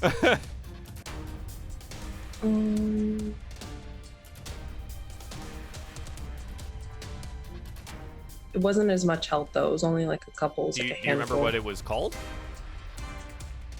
Celestial Legacy. There you go. You can once you reach 3rd level, you can cast Celestial Restoration spell once with this trait. You regain the ability to do so once you finish a long rest. So that's So I think it should be fine. restoration. That is not a healing spell. That is not the one that I'm thinking of then. Hold on. The only thing I'm thinking of right now that is like a bonus action healing is like Healing Word. If you have access to like casting Healing Word, that's the one that comes to the top of my head right now. I can't find it. It's fine. Okay. Don't even worry about it. I'm just gonna go ahead and attack the creature standing in front of me, and I would like to use my natural. Your action to. Oh, son of a gun! I'm only level 3. Yes. Butt snacks. I just want bonus actions. You do have my bonus life for a bonus action now. Attacking them is not one of them. Yeah. So do you have a bonus action here, or do you want to attempt to move? You are in melee range. Okay. I would like to disengage and get out of that because I don't want to get hit again. So I have 30 feet. So I'm going to go ahead and... Disengage is also an action unless you're a rogue or have an ability for it. So then I'm going to take a opportunity attack. Then I'm going to stay. There we go. All right. So you would take the opportunity attack. You can then move. That's up to you. Nah. I'm just going to add 15 back into my health pot. And there you go. We'll do it. All right. Card effects. It is your turn. You are mega buffed. Yeah. What do you want to do? We're just going to give you the strength arms. You're mega buffed. Look at you. I think he's been just like, again, just very casually dragging his sword behind him, but slowly he's been picking up pace. Okay. And I guess our recent memories should say that, Carnifex enough to know that he kind of like gets in a zone when there's a battle. So outside of battle, it seems very slow and thoughtful, but in battle he starts almost raging in a sort of sense, and he's gonna dash. He's gonna take an action. He's gonna move his movement and take an action to dash to get closer. Okay, absolutely. And wielding his sword. It's 1, 2, 3, 4, 6. Oh, can I go? It's technically stairs. You can go over on this side. Is this? Oh, that's the entrance. Okay. Yeah, that's fine. So you just like run over this direction. Yeah. Okay. That's 1, 2, 3, 4, 5. Yeah, so just like this, and then that's 25. So that's 25 feet. 25 feet. So you got more. And where is? They are way back here. Way back here. Okay. Yeah, and these people have started running away, 2, so 3, they'll be back here. 5. Is that my movement? I think that's my movement. Yeah, I'll double check. 45, 50. You have. 50. Yep. I want to go right up to him. Oh, right there. Right here. Absolutely. All right, that is your action and your movement. Anything else? I don't think I have any bonus action stuff that I can do. Okay. Yeah, so that's gonna be actually. Oh no, it's an action. Never mind. Yeah, that's my turn. Okay, excellent. Lenore, what would you like to do? There are a bunch of these people like running past you right now. Alrighty. She is going to attack with Sacred Flame. Okay.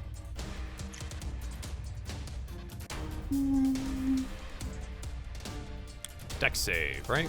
Yep. DC 12. It rolled an 8. So, yeah, they'll take the 3 radiant. What does it look like? She gets kind of like a bit of a cocky look in her face, and her eyes just kind of like send little wispy flames towards her. Okay. Wispy flames. Got it. And they burn. A bonus action, I'm going to compel duel. Okay. You will note that as the radiant fire hits the target, they seem much less affected by that, as if for whatever reason they may be resistant to that. And I think for Lenore, that starts triggering a little bit more memory action on that front. Like, you should know what's happening here. You attempt to compel a creature into a duel. Wisdom saving throw from them. They roll a 16 here against that compelled duel. I believe the DC is 12, correct? Yep. All right. You feel the compellation fail and sputter in front of you. So there's your action and bonus action. Would you like to move at all? She'll remain where she is. Okay. The target here will turn to the new target, right? Hello. Yeah. I'll deal with you in a moment.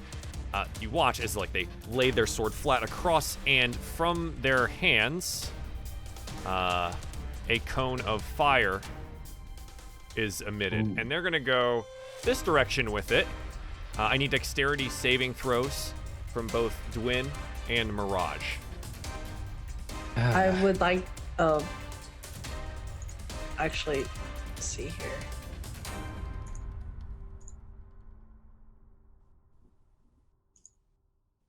Not the fur. Not the fur. Okay, yeah, nice, 21. Excellent. What was that, Mirage? You want to do something specific? I was looking to see if I had a spell to help, but I don't. You said dexterity, right? Correct. Yes, it is a dexterity saving throw. You can feel free to use your rerolls if you want to on this, or your nat 20s if you want to on this. That is up to you. So, Kayla, you have a nat 20 remaining. Meyer, Yeah. you have a reroll remaining. I roll a 22 because I have Bless. this. Yeah, that's right. Bless. Okay. Mirage, sticking with the 8. No, I'll expend my nat. 20. Okay. Yeah. Yeah. The fire burns across both of you here. Actual fire, not radiant fire. So it does end up dealing 15 total points of damage, halved down for both of you due to the saves. So it will be 7 points of damage on both of you there as the fire burns across. And we note that, yes, absolutely, this stuff gets set on fire in this room, because why wouldn't it, right? Okay. Yeah, they're kind of stuck in this corner here, not really anywhere for them to go. Sure, Valantha, what would you like to do? Okay. She's still recovering from the fact that she just murdered someone. It's But, hard. Yeah, okay. it's tough. It's very tough. But she feels the need to help her companions. Okay. She's gonna move. I think the lance has like a 10 feet range, if I remember right. Yeah, you have reach with the lance, Yeah. So so you that's, can attack like, from 10 feet out. So moving. you from over the dead body, you could stand on top of that and strike with your lance. I'd be like, oh, I'm so sorry, but then kicks him with her foot, Yeah. so she can stand in that space. Just gonna shove them out of the way. Yeah, and then do a little pokey action with the lance. Give him a poke. A 15 here. You slam the lance forward, and you feel the tip of it hit solid metal underneath the cloak that your target is wearing. It seems that they have some rather heavy armor underneath there. Okay. So it's moving in action. You do have bless. Yeah. You know what? Roll me a d4 for your bless, just in case. Roll high. Let's see. A 1. Yeah, still, It's just a unfortunately, it 1. hits the armor underneath there. Yeah. Okay. Unable to penetrate that. Okay. Any bonus actions, Valantha? I don't think so. No. Okay. Dwin, you got scorched fur. What do you want to do? I'm going to attack her, of course. Okay. So I am going to go 5-10 feet into this space, and I'm going to stab. You're gonna stab. So, give the yes. stab. Give the stab. Stab. Okay, 1 sec. I have to actually roll. Here. 12. 12. Go ahead. Reroll. Yeah, you want to use your reroll? Okay. Indeed, yes. Yeah, might as well. I mean, if you don't use them, you lose them, right? Exactly. Roll it up. So- okay. Oh, can I check to see if my bless hits first? It won't. Or- I will let you no. know right now. Yeah, Oh, even with okay. the blessing. All right, so reroll. 21. 21 will indeed hit. Yeah, absolutely. And I've absolutely forgotten Mirage's concentration checks on that bless, but that's okay. You know what, Mirage? You're tough, and you've maintained your concentration. Point of order. Yeah. Because I have 2 compatriots either side, would that have been with advantage? So generally, in my games, we don't use flanking because I can always have more enemies than you can have friends, and at some point in time, it becomes very detrimental to you. But you do have sneak attack due to their proximity, regardless of that. So I will do that. Yeah. 21 definitely hits there for 14 total points of damage as the sword finds its home inside your target's chest. Yeah, ow. Okay. Ow, ow. Okay. And so how much damage is that? That is 14? 14? Yeah. Yes, points of point piercing damage, and then a bonus action disengage. So a 15, 20, 25 piano. Yeah, piano. Yeah, no.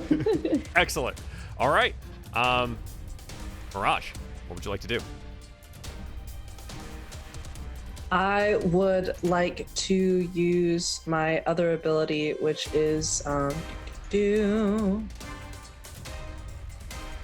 Divine Health, where I can pretty much channel divinity to fuel my spell. So as a bonus action, I touch myself again, or my holy symbol. I utter a prayer and regain 1 expended spell slot. Yes. So that's going to be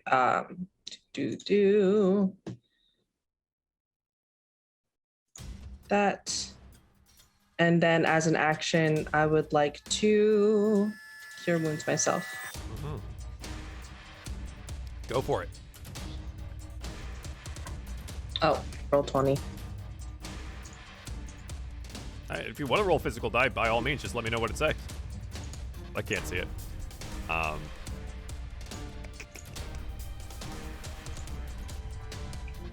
6. 6 total? Okay. And Absolutely. that will end my turn. Carnifex, you finally got here. You got all your tools. What do you want to do with them? He just kind of looks at this from what it looks like as some form of celestial and just goes, that was a really bad decision keeping me for later. And I'm going to use my nat 20. Yeah, of course. Okay. Yeah. Roll me the things. Yeah. Okay, I'll do that right now. So the great sword. So,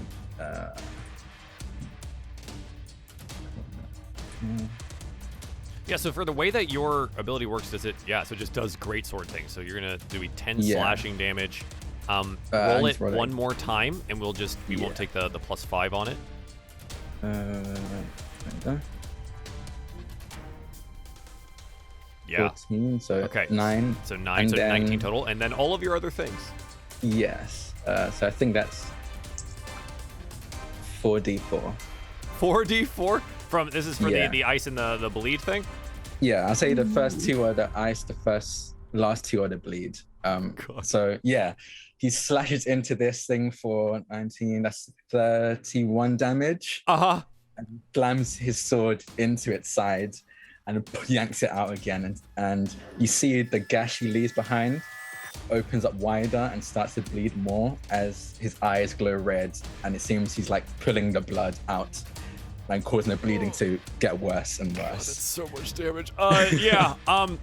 You look at them now, and you watch as the light that is in their eyes seems to be flickering a little bit, and they're doubled over in pain, bleeding out all over the floor of this rather nice place. Luckily, the carpets are red, so it blends in rather nicely.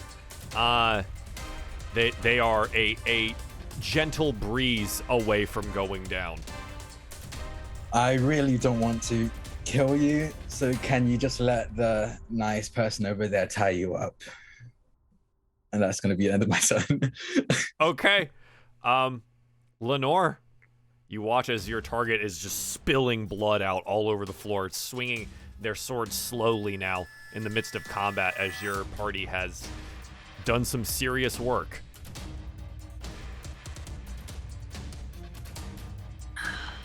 Has all the people made their way out yet, or is it still one? Yeah, they'll be they're gonna be open this way now. Yeah, they're getting there. They're getting there. All but one. Sorry, friend. She's going to cast thaumaturgy to slam that door shut. Okay. Yeah, they just get stuck. Okay. Slam. Ooh. And they go and they're just like pounding up on against the door. Ah, let me out. In a minute. She's just gonna Yeah, they're just like slumped Slowly against approach. it. Okay. Okay, anything else? Nope, that's it.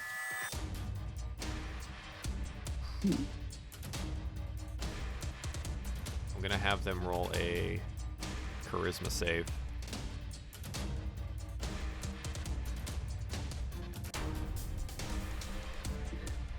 Huh. I think, God, yeah, unfortunately. They look up right at you, Carnifex. Unfortunately, I can't surrender. I'm gonna use my 2 nat 20s that Damn remain. it. Yeah. The first one is gonna be against Carnifex as with their like Mm. dying last ability. It is going to end up being 8 slashing and 25 radiant damage.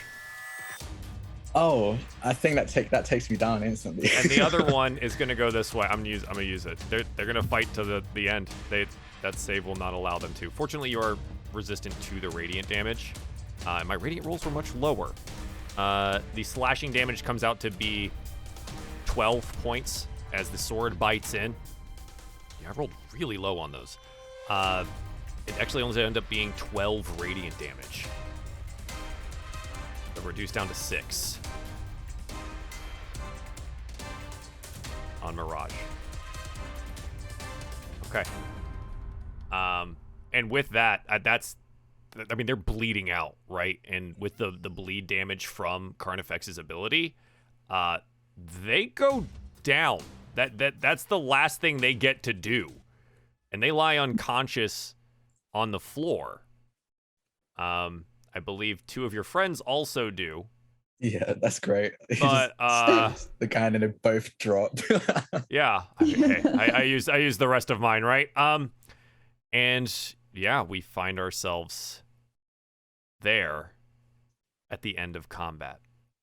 Let's take a quick break, and when we come back, we'll deal with the aftermath of whatever this is. So thank you everyone for tuning in to Crimson today. We'll be back in about 3 to 5 minutes. Hey all, Joel here. Just want to talk to you about the DieFall Patreon, and more specifically, a game that you can participate in. As a patron of the Shard of Discord tier, you are eligible to create a character to take part in an interactive game with your fellow supporters that can and will change the story, world, and interactions within the 3 Ruin shows. You and the other supporters will be occupying a bastion of instability, a gateway to the other planes and realms in which the cast members of Lapis, Crimson, and Auric will be adventuring. It is your job to ensure the gateway remains open and operable. This is done through handling a crisis every other week, building defenses, constructing weapons, undergoing training, or bringing the fight to the enemies amongst the many planes. You will also be able to make and find items to assist the players' efforts. You and others will plan your course of action for every month, whether to build, fight, forage, defend, etc. Each option ranging in difficulty and effect on the world around you. In the event of a crisis, characters will be chosen or volunteer to take that crisis on during a monthly live stream, where players will roll for their successes and failures. All planning and rolling will happen in the Discord server and patron-specific channels, which players will be given access to after joining the Shard of Discord on patreon.com/DieFall. The link is obviously in the description below. You'll also get the rules document and the instructions on character creation. Will you be the scout that finds the supplies necessary to survive, the builder that expands the shard's capabilities, the warrior that defends the portal, or even the chef that ensures everyone is fed? You can support us, play a game, and affect the adventure all at the same time. Let me know if you have any questions in the comments down below. I'll be there, as I always am. Thank you all for your support and patronage. And please do continue to enjoy all of the Dungeons & Dragons content, because there is always more. Bye.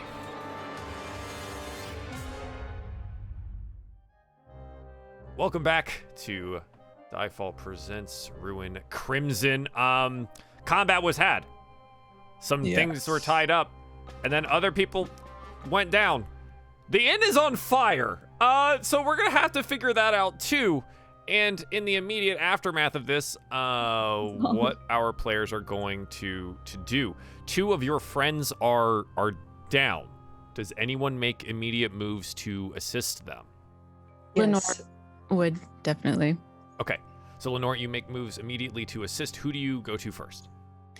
I would probably put myself here and then use my last 2 slots for a cure wounds each.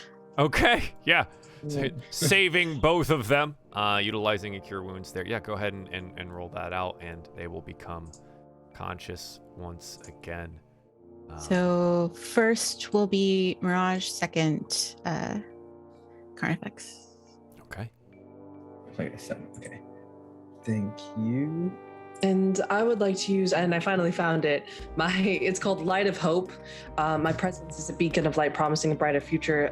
Anything within 30 feet, I get to target a creature, and they regain a number of hit points equal to my level, so it would be 3. Okay. And so I will give that to the fallen creature. Do you want to tie them up first? Yes, I'm Okay. tying them up So first. maybe we do that first. Sure, yeah. So you make moves there after you are brought back to the land of the living, with some assistance from your friends. Does anyone help them tie up the target? I was going to help tie up the target, but if she is doing it, I'm going to stay where it's safe. Okay. Out of javelin throwing range, yes. Exactly. Absolutely. Carnifex kind of wakes up like, oh, did I miss it? Did I miss the fight? Is it? Oh, it's over. Oh, it's over. Chaos. That was anticlimactic. What did I miss? You were magnificent. You didn't miss much. Oh, You actually made him bleed to death. yes. I tend to do that. He just like slowly gets up, back on his feet. Just like all of that speed and like agility is disappearing. He's like an old man that's moving. You hear the creaks of his bones as he gets back up. Is he dead or?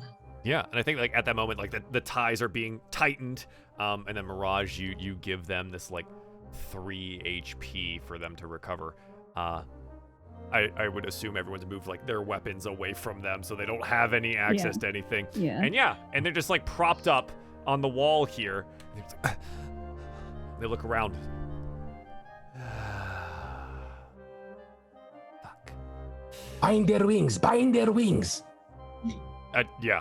As since we have a lot of winged members in the party, I think they might know Yeah. that. They're like, tied that down rather tightly. And you see them shift and like check, right? And make sure they shift. And we did a much better job this time.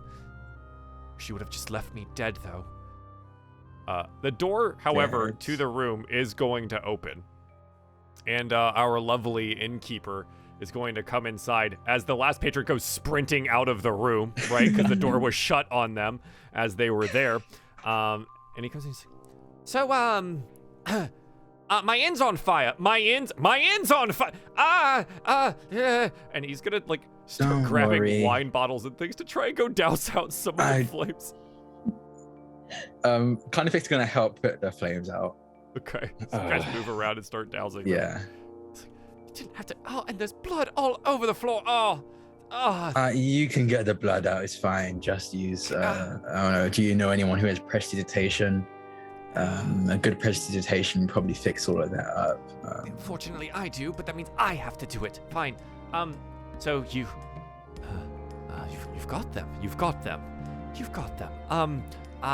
Do you need privacy? Do you need? You see him like again sweating, starting to get very nervous. I would like to look around real quick to see if there's any like leftover meals. Sure, yeah, easily enough. Like this table down to the south of you here probably still has something on it. I sit down, use action to hide, and I start eating some fries. Okay, Wait. perfect. Do we know what we want with this person? Like, do we have to bring them somewhere, or Yeah, we so generally the the bounty thing here is you take them to the magistrate to claim your reward. whether or not you decide that there's any information to be gathered from one of your targets is up to you, right? I think for the innkeeper here, though, Deori, he goes, well, you all look kind of horrible, and if you need a place to lay low for a bit, there are a couple of unused rooms on the 3rd floor this evening, since he, like, looks back behind him. Some of my patrons were run out of the establishment. Yeah, sorry about that. We were hoping it would be a bit more peaceful. Right. Me too. Goodness gracious. Okay. I'll show you to a room. You can take them with you too. That sounds good to me. Right. Okay. Oof. He like picks up like a napkin that's soaked in blood off the floor, like places it on the table. He's like, good. Yeah. He'll go get you like keys to a 3rd floor room. If that's where you guys would like to take them, or do you want to stay here, or what? It's up to you. From down the hall, I go, why do we need a room? We should take them to the magistrate. What if they have friends? And I eat some more fries. Do we know how far away the magistrate is? Yeah. It's a couple of miles, not overly far, since you are kind of like the major city center of this district. So we could do like in a day. It'll be less than a day. It's like how it's long absolutely less than a day, but it's definitely night now. Right? Okay. Yeah. You'd probably know that there's someone working there, but they may not be the person that gives you the reward. I don't know how threatened you feel and what vulnerable position you might be in, like that kind of thing. The offer is there for the innkeeper. Yes, they might have friends, but regardless if they have friends here or there, they'll probably find us either way. I would rather they find us well rested at the very least. I'm still hurting a little bit. That is fair enough. Fair enough. Yeah, I think we should definitely rest a little bit. Okay. This has been a fight that has taken a toll on all of us, I think, physically and emotionally. So we should probably check that room out for the night. Yeah. And in that regard, I need everyone to roll me a D20. Because we have 2 nat 20s to give out. Oh. From retweets. Thanks, chat. Oh. Thank you. Very kind. Whoa, nat 20. Do I get it? Or do you get it? You know what? Yeah, we'll do opposites here. One goes to Mirage and one goes to Dwyn. How about that? Opposite sides of the spectrum. Sounds good to me. All right. Yeah, and you are shown up to the 3rd floor room. It's large. It has a couple of beds in it. He goes, I picked one out that had some multiple beds there. I don't know what you want to do about your recently gathered prisoner, but that's fine. More fries? And he looks over at Dwyn. I'm fine, thank you. Although I don't need a room. I am used to sleeping rough. I look for the balcony. I mean, I will. Once he leaves, I'll tell the group what I want to do. Sure. Yeah. And he's like, right. Okay. Fine. I'm going to get started cleaning my dining room so I can reopen tomorrow morning. Sorry about that again. Yeah. I might be letting the magistrate know I am owed some recompense, I think. I think you deserve that at the very least. And he kind of bobs his head and he moves out of the room. You are left there with your surly prisoner and whatever you would like to do. I just pick him up, the prisoner. Just princess carry him in my arms. Yeah, they're kind of heavy with all the armor, and they're like, this is rather demeaning. Please, I can walk. It's fine. And you're just like carrying them upstairs. Yeah. I get to count as a size larger when determining carrying capacity for the weight. So yeah, I just lift him up. He's like twice my size. It's fine. Fine. Yeah. Okay. Yeah, we go into our room and I keep rolling this because I don't have a good stat for this, but I want to do it anyway. Kind of thing's gonna like just look around the room, make sure there's no like possible ways of escape other than the front door. Sure. Yeah. Just scope the area. You'll have a basic one that you'll get for this as well as everyone else. But go ahead and roll me perception just in case you notice anything specific. Okay.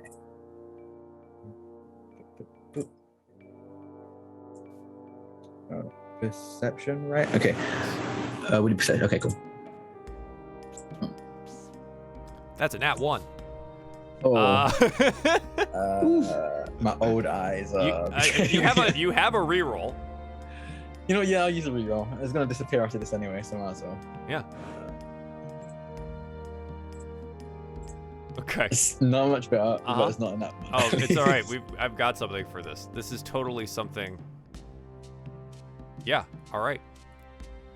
You walk into the room, and oh no, there's a window on the opposite side. You're like, okay, that's a good exit. And even though it's dark out, it's as if the sun in the midday is blazing outside, and your eyes are watering as the light takes over the room, and then the vision fades.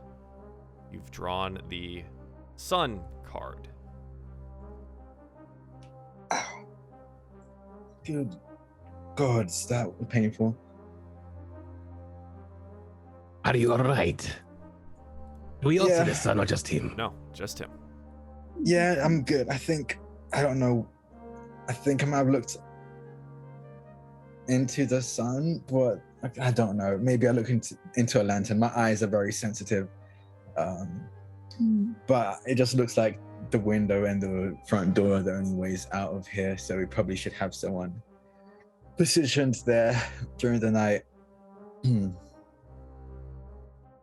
see something on the bed, Carnifex. There's a fan laying there, collapsed down and sealed, but there it is. Yeah, I'll pick it up. I think I'd just be like, pick it up, just kind of like get off the bed, because I'm probably going to be lying in this one, so just grabs it. Yeah. Okay. You have this fan in your hand, and we'll get to whatever that is later. Interesting. Okay. Thanks for the card, chat. All right. I'm worried. Okay. From the window, are there any rooftops or anything like that? From the window, there are no rooftops in like at least 20 feet around this inn. The inn is set back with alleys on all of its sides, mostly because like the floor below you actually has this like patio that goes out and around the exterior of the inn itself, where patrons will go and like drink and whatever, right, and enjoy the outside. You could open the window and climb up onto the inn roof, but there are no other city building roofs that are within 15 feet of the inn. Okay. Right. Okay. Noted. Okay. Is Mirage still carrying our prisoner? Just into the room. Yeah. What do you do with them when you enter enter the room there? I set him down very carefully onto the floor. I'm not trying to be rude or mean or anything. Yeah. It's just kind of like laying there now. This is so humiliating. With that, I pat him on the head. Scruff his hair. Carnifex walks over to them and, like, again, just with creaky bones, sits down on the ground in front of them and just watches for a bit and then says, "Why are they after you?" Why are they after me? Why are you after me, I think is a better question here. 1,000 gold bounty on your head, if I remember correctly. Seems a little low. Yeah, I'll be honest, I'm not entirely sure why I'm working for such a low amount. It's 1,000 each, yes? Is it each? Oh, that seems Is it? rightly better. Yeah, Lenore has the paper, so they could read it if they wanted to. If it doesn't say, she's gonna scribble it in. It does not say. It does not say. She scribbled it in. Okay, so now it says. But yes, it's each. Okay, still pretty low for my rates. And I think he just like there's a moment he's thinking like, why am I Why are you going bounty after hunting? a bounty? Carnifexes says it's low, but my eyes are huge from hearing 1,000. Well, anyone want to prop me up a little bit? I'm kind of in a bind here. I adjust him. Yeah, just, Give him a little pillow leaned behind up. his head. Yeah. It's like, thank you. One under his butt too. So, why are they after me? Why are they after me? Why are they after me? I'm getting the distinct feeling that you are all still under the spell of the realm. Is that? Am I getting? Yes. No. Spell of the realm. What does that mean?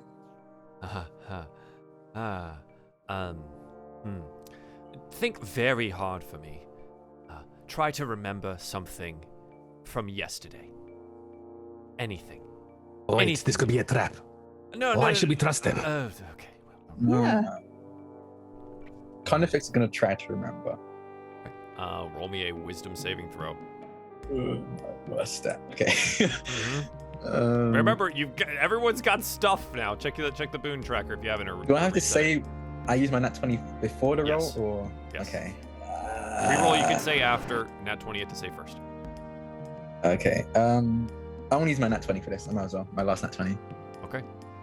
You use your nat 20, and you realize you have no memory of the previous day, previous weeks, or any time in this city at all. There's nothing. There's no memory of your time here, but you do remember something else. You remember home. You remember the things that you did what feel like an eternity ago, but you don't remember anything from yesterday. No. It's not a trick, by the way. And he like watches Carnifex's eyes go really wide. It's really not a trick. The trick is actually all around you. Some people figure it out, some people don't. Some people delve deeper into it, others fight it, and some just shouldn't be here at all. I'm one of the last of that, which means money for people like you. What do you mean, you people? It's true. Lenore's gonna try and remember. Yeah. I'm using a What do nat you 20. mean? Use your nat people. 20. I'm using a nat 20. Yeah, Lenore. I mean, you go through very similar things. You cannot remember the previous day here. You can't remember anything happening on this particular plane, but you do remember that you really should not be here. And you are starting to figure out where this is. Right. So, people like me, he points at his hair and at his eyes. He goes, right. Where you come from, I think, ostensibly, I think you would call me an angel. I think that's the rather common term for it there. Does that resonate with me, being a celestial? Yeah, I mean, it is a common terminology for people from the mortal plane to refer to celestial beings.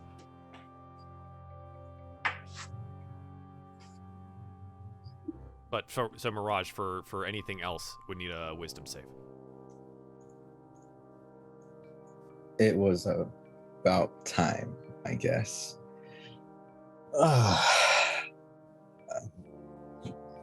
I don't think they're lying. No, of course I'm not lying. I don't want to get stabbed again. And he looks down and he's still got wounds and stuff. He's just been bandaged over, and there's been a little bit of magic poured into him, but he doesn't look good in any way, right? Carnifex still has his greatsword and says, "Sorry about that," and then he just dissipates his greatsword and it just turns into blood and seeps back into the wound in his hand. That's a neat trick, though very painful one. Yeah. He kind of shows his hands are really calloused and scarred, but it gets the job done. I suppose. Mirage, that is a 7. As at the moment, yes, of course, the name like Angel and stuff resonates with you, and you feel like there's something here that you should know. It's just out of your current mental grasp. I am confused. What are you talking about? Right. Oh, do you want to tell them? I mean, I can tell them what I'm experiencing now that I'm thinking about it. I can't remember yesterday or the day before or weeks before. I'm not entirely sure how I know any of you, if I'm going to be honest. I don't want to alarm you. I do not want to alarm you, but you are kind of over the hill, as it were. No offense. I can and will end you. Hey, well, let's keep everyone's focus on me, the real enemy, right? No more blood needs to be shed in this wonderful inn. God, I was so happy to find somewhere nice. Yeah, can we chill out a bit? What's going on? I'm so confused. Like I was saying, I cannot remember ever meeting any of you, and I think neither can any of you. How did we meet? And I go to speak, and if to answer, do I remember? You don't. Do I need to roll another wisdom saving check? There's no memory of meeting these people prior to the alley. And then my face falls. You're right. I don't remember anything. I think, at least for me, it was bound to happen. But I think we may be in hell or some equivalent. Right, that is the common colloquial term. Yes, that is. The lower planes, I think, is what we generally call them. That's probably the more tasteful name. How can this be hell? This is more lavish than any place I've ever been to. That's the trick. That's the whole thing. They make you comfortable. They give you the illusion that everything is the same, that you have purpose, that you are doing something. It's all a lie. It's all a lie. Valenthy goes super close to his face, who is they? You probably at least remember those 100-foot-high stone walls that split this entire plain up into 3 districts. Each district has a ruler. They are the ones that hold the spell here. They're the ones that keep the plane the way that it is. So, why? Why? It's their jobs. The freshly dead. Sorry, bit of a shocker here for some of you, probably. You've probably all died. Dead? Yeah, you're probably dead. This is the spot. This is where you show up. This is the gateway, the first plane of the rest of your eternity.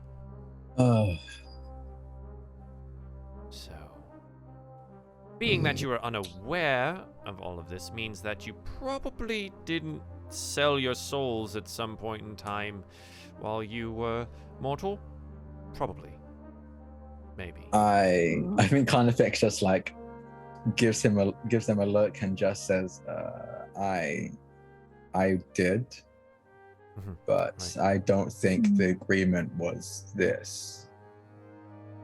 Well, then you might want to take that up with your whoever, if you can reach them from here.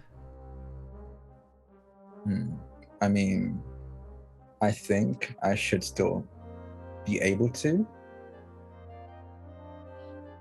I've had access to my magic, so I assume there's some kind of connection. Still. Yes, maybe. Magically, I still, down here, had connections to my magic on the upper planes. That doesn't necessarily stop anything.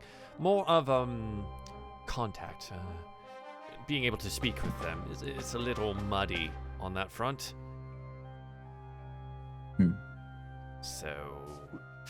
yeah, and it's just Bound just sitting there on the pillow that you gave him, head resting back. You dead? welcome to hell, I guess. I'm an angel. You were hired to either kill me or bring me in, where they will tear out my soul from my corporeal being and use it to feed the magic of the realm. So That's lovely. it's horribly painful, if the rumors are true. Does anyone else remember, or is it just me and Lenore? I think some of your party, if I'm looking at them correctly, should be recognizing the dire situation that they are also putting themselves in, if they've been able to recognize it yet. Otherwise, you should grasp hold of those memories quickly. We all just try to regain it. Sure, yeah. Valanth, if you want to roll a wisdom saving throw, you're welcome to use any of the boons that you have currently. I'll just use my nat 20. Yeah, just get it out. Just be like, done. All right, I want to remember. Let's go. Yeah. Yeah. Remember everything. Yeah, you're back on the boat with everyone else that doesn't remember anything before the alley. Essentially, you remember your life. You don't remember dying. None of this makes any sense. If we are in hell, how did those two almost die? And now you're talking about reaching out to some existential complaints department? It makes no sense. So the upper planes are a bit of a bureaucracy, a lot of red tape, a lot of bylaws and things. So yes, there's a complaints department if you would like to issue one. I don't work for them, so I'm actually one of them. And like gestures probably over to where the sword is. Actually, was one of the warriors. The planes are a bit of a conflict at the moment, making me a fugitive behind enemy lines. I won't see a trial, by the way. I just want you to know that they will just remove me from existence. Kind of again, Old Bones creaking, stands up and pulls out a dagger from his side, and he just goes to the rope. He doesn't even talk to anyone, doesn't ask, he just starts working on cutting the rope. Wait. Yes. Are you going to help? Why? Come on. Because You saw what they did to us. I mean, to be fair, we attacked first. What of it? We have a job. We may be down here, but at the same time, if we don't do this job, then who knows what's going to happen to us? Are you just content with letting an innocent person die and living your afterlife here? What? Do you have any other sort of suggestions? We are dead. I have some unfinished business. I plan on going back. How? I don't know, but most things don't seem to be able to withstand a sword to the side. So I'll find my way out. You just murder everyone? That is the it worked plan? in my life. So I hope it works in the afterlife. Is that why you're here? Probably. And he's just Just gonna kinda start again, kind on the Steps back. Yeah, and he goes, okay, good, yes, all right, and like his arms are free there, and he's, ooh, you tied those really tight this last time. I appreciate that. I guess, well done. So you letting me go? I take a step back. Yeah. I personally won't stop you from leaving, but I guess if anyone else objects, they'll probably stop you. Who do we have to go to or deal with to get out of here?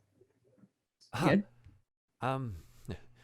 Well, I'd probably take it up with, where are we again? Oh, goodness. You're probably going to want to take it up with Anweir. They are the rulers of this district here. They're up in that, big castle-like thing. I'm sorry, I'm not very familiar with this plane. You're fine. Dwin, Who? you seemed... Who? Dwin, I believe that was your name? That rings no bells.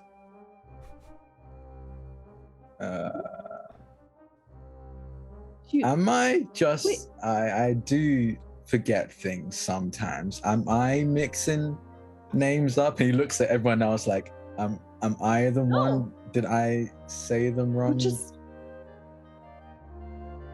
What is my name? Oh, don't think he remembers his name anymore. And then she, like, while he looks at the angel, like, did you do this? What did you do to him? Why would I? No. You just let me free. I'm not. Why would I? Come on now. A little outnumbered here. You've already proven that you can kill me. Still not feeling good.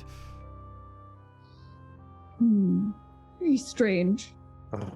Seems we're all losing memories, regaining them. I have no idea what's going on. Can you help us? How do we get out? Where do we go? Tell us everything, And then we need to write this down, I think. If we do lose our memories again, at least we'll have Right, some sort of thing. You'll find that hard to hold on to. It seems that your friend here has already lost some semblance of memory. Fortunate. Sorry about that, I guess. Take it up with the ruler, Anwea. They will likely have some way to transport. Again, I'm not sure. To be fair, on the celestial totem pole of things, I'm rather near the bottom. I hold a sword and swing it and summon fire from my hands and destroy devils and demons as they abound across the lower planes. Don't really have the way to get back.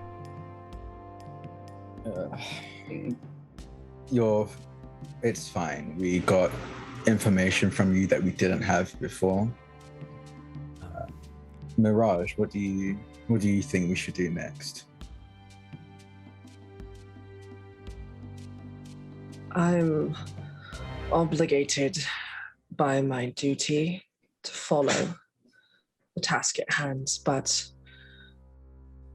something deep within me does not set right knowing that we might be sending him to his death with no fair trial. Yes, right. No trial, right? No justice. How do you expect to find justice in this place? Should we take them to Anhui?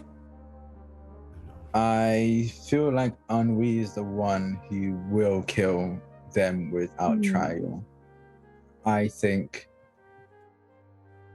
we should just let them go. Whatever's happening between the upper and lower realms aren't our business. Unless we consider ourselves soldiers of either. And I don't. In this we are in agreement. Sure. Right. Good. We fight for ourselves. But how did we get to meet each other? How were we formed? How did this happen? That's what I would like to know. It sounds like... Why us? I think Carnifex is about to say something and then just hold his tongue. Yeah, just like solemn, like contemplating. Yeah. Okay.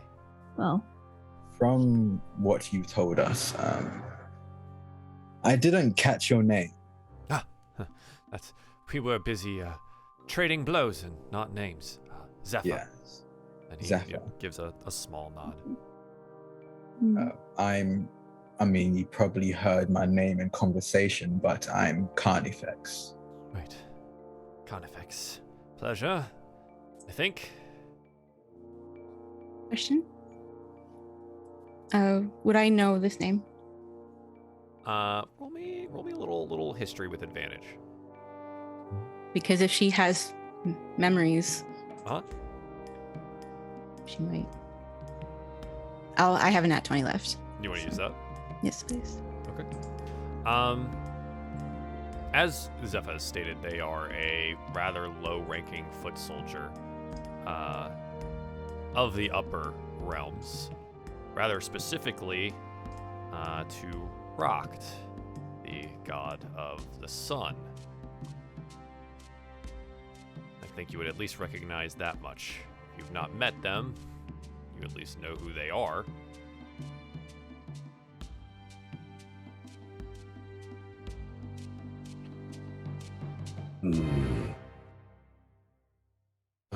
Well, in that case, Turtle, I will defer to your better judgment. You seem to know what you want to do. I shall follow you as I am lost. Well, I plan on getting out of here, preferably without violence, but if it comes down to it, can I trust that you'll have my back? You shall have my swords. And you mine. Mine He just turns too. everyone else. And my bow. My lance. And my lance. And my lance. Yeah. It still has like the head of a patron on it somewhere. It's just like, oh god, we forgot about that guy. Oh jeez. God, I think you have a little bit of something There's a little- on there's a your little- Just toss it. Yes. A little completely. innocence in you. Yeah. Lenore, you're looking at this angel. Where are you remembering anything that might be of use?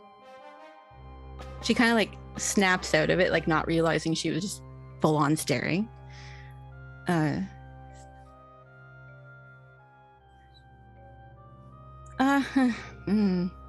This is strange. And do you remember how you got here? She's addressing Zepha. So, was doing a bit of reconnaissance. There's quite a battle occurring. One layer down from here. Down. Directions don't necessarily matter. It's a down. And well, kind of got a bit lost during it all. Made a plea for some extra power during a rather tough fight, and I found myself flying in this plane rather than that one. So it seems that my way home was interrupted in some way.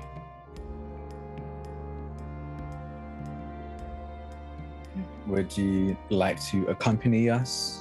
Or at the very least, partially of the way. We plan on leaving, and it seems you do too, if not in a different direction. Right. Well, if it's all right with you all, this is a rather comfortable room. I need to do a bit of recovering as well. Let me sleep on it, maybe. I see no problem with that. Anyone else? We all rest a little bit before we take on this journey, I think. So, you're not going to turn me in. You've all agreed, right? And he looks specifically at Dwin, because Dwin was like pretty about it. I, at this point, sheath my swords. Glad to hear. And then, Mirage, you said that your duty bound you to finish the job. What's the decision? I shall recant that I can't remember anything, literally anything, not even my own memories. But there is something gnawing at me, egging me on to take him in, to fulfill my duty. But there's another part of me that's fighting against it and saying, no, don't take him in. He's innocent, don't take him to his death. So I'm sorry, but I'm at an impasse. So we take him halfway? Mm.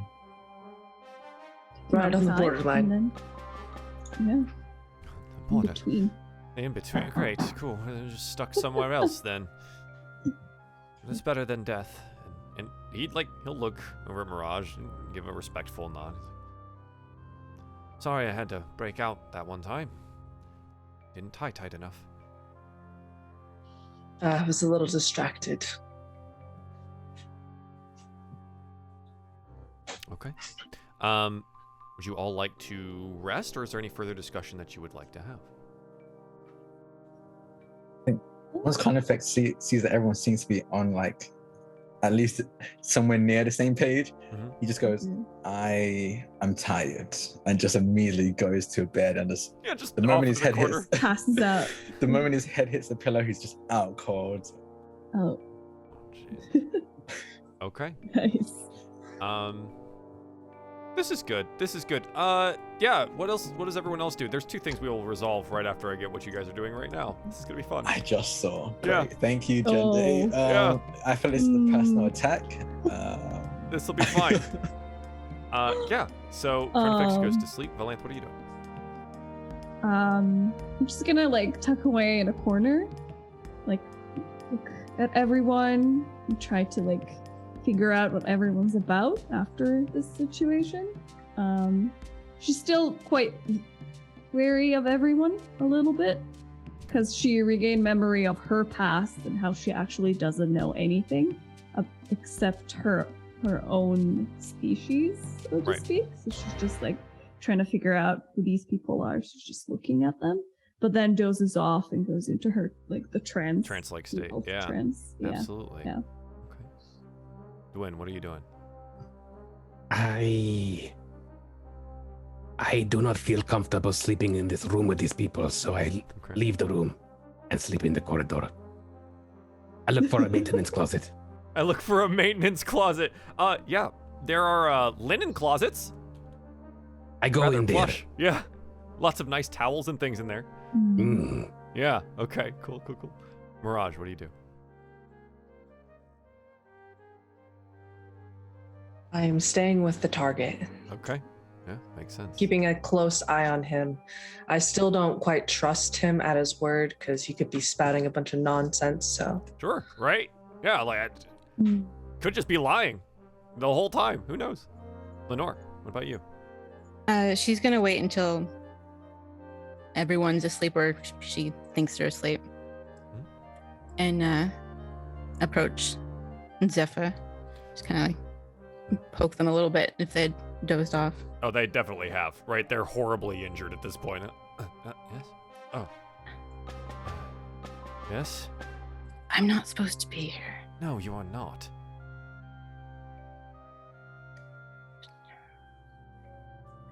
You know what they'll do to you if they find you, right? Yeah. Right. She like kind of like gestures. Yeah. There are millions of souls like these wandering this plane.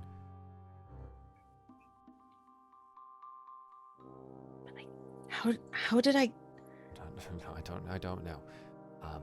You're going to have to figure that one out for yourself, I think, and then maybe ask someone for some help. I don't know. It's hard to get messages out through here. The magic on this plane is strong. Who's gonna help me here? Well, you may have to help yourself. Or, he kind of like nods around the room. Like, you seem strong enough. She gestures again. Yeah.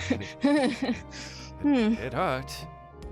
It's not every day that a bunch of freshly dead mortals kill an angel, or old dead mortals. He looks around.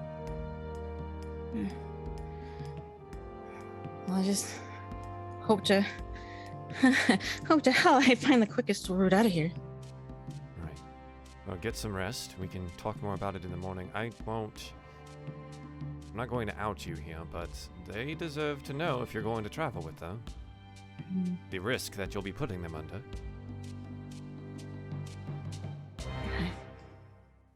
you know, they're letting you go. So yeah, they seem trustworthy. If they can maintain their memories, yes. I think you might have some, at least allies.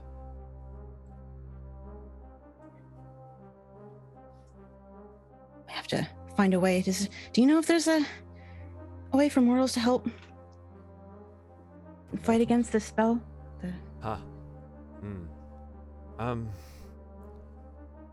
Let me think on it. There has to be something. There has to be some way to weaken the magic of the realm. Let me think. I need to rest. I've lost. He looks down again at like his blood-soaked clothes. She'll gently touch healing hands, and they regain 3 more. Okay. Yes. Right. Now I'm going to attempt to recover, and we will speak in the morning. She's gonna find a spare blanket and kind of just Sure. drape the blanket over. Bide! I close the door. Oh yeah, all the spare blankets. Okay. And do you go to your rest? Okay. As you are all resting, we watch as each of you is shrouded in black smoke.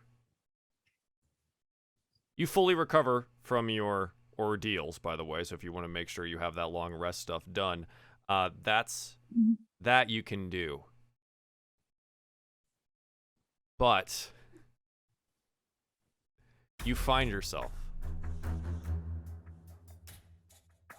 in a room, all 5 of you, the angel missing. It's dark, stone floors and stone walls as this black smoke swirls about you. And a voice reaches from beyond. Says, "Oh, that was fun, but unfortunately I got a little bit bored, and I'm going to need you to do something for me. Look towards the center of the room. There you will see a big red button." Yes. Don't you want to see what that does? Well, you don't really have a whole lot of time to figure out what it does because the walls are going to start closing in here in any moment, and you need to find a way out. Well, have fun. I'll be watching. And remember, children, be very brave. And as the voice falls away, this 60-foot by 60-foot room, the walls towards your east and west start to move inwards, slowly collapsing on themselves. There's a red button in the center. Okay. And there's a pedestal with a big red button in the center. Wait, what? I don't want to die. Again, I guess? I peer out the closet. You're What? no longer in the closet, sir. You are in this room on the All in stone it, floor. yeah. You are Teleported. nowhere that you remember. Just in this Oh. room with the walls closing in, A button? with a button in the center. Yeah. I look like you said the east and west, like walls are closing in, Yes. right? What can I see in the north and like south or like area? Yeah, roll me a perception check or something like that. You guys are like all in the center at the moment, right? Kind of Yeah. situated around this button here. Yeah, so you take a look to your north and south. Let's see what you spy. Oh boy, it's really bad. Yeah, I love it. Carnifex is always the first one to look around, but he has old eyes, and so he doesn't see Nat things as well as he one. used to. That's a natural one. Oh my God. Let's see. Do you have any boons left? You might want to use them. Again, if you don't use them, you I lose them. don't think I do. I use my double reroll. I don't know if I have a You have a I use my- reroll, and it looks like a nat 20, which, yeah. So you I'll can't use my a nat 20 reroll. because you already did it. So do the reroll. Yeah. Let's see if it's any better. Mhm. That is better. An 18, and you look and you're like, okay, there's definitely no doors. There's definitely no windows. They are solid-looking walls from this distance, about 30 feet to your north and 30 feet to your south. You are a bit too far away to like do any real investigating on them, right? To see if there's secret entrances or doors or anything like that. But nothing is immediately perceptible to you there. You're rather sure on that point. You'd either need to get closer or something else. I say we hit the button. I don't want to become juice. With the pace of the waters, how fast does it seem like they're coming in? Yeah, so they start, 30 feet from the center on either side, right? 60-foot room. They start closing in. You probably have about 20 seconds total. Okay. That was your honestly first think action, that's- right? So like Yeah. you do that.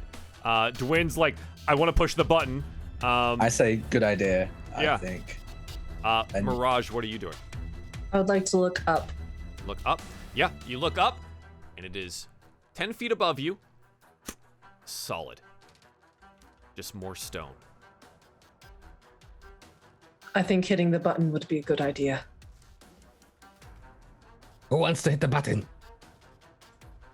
And then Valanthia just rushes and just presses You the just button. go press the button, yeah. Bop! You Yep. slap the button. And Yeah. the walls start back at the beginning and begin closing again. Interesting. She just keeps pressing the button. Boop, boop, boop, boop. Yeah. And every time you stop, working. they continue closing. The button is reset. In that case, when she presses the button, I go to the farthest extent of the room, and I want to look for a trapdoor or something. Okay, yeah. Roll me an investigation. Natural 20. Natural 20. You start investigating. You start investigating, and you're being as thorough as you possibly can, right? Because Valant's over there making sure everything, and you check every bit of that 60 feet back and forth to see if there's anything there. There's nothing. I despair and go into a corner. Yeah, there's nothing. And it's one of those Amazing like, you corner. feel like you've never made an investigation like this before in your life. It's the best you've ever done, and there is nothing. She approaches and says, "The voice said to be brave." All right, I don't care if this looks stupid. You see that Mirage leans down and immediately launches up towards the ceiling and flies the full 20 feet as Just fast trying and to hard get as up? she can. Yeah. Just. I don't care if I hit the Slam ceiling. your head into the ceiling rather hard. Take 6 points of bludgeoning damage and fall to the ground. All right, I thought It's I'd real. try that real quick. Yeah, it's real.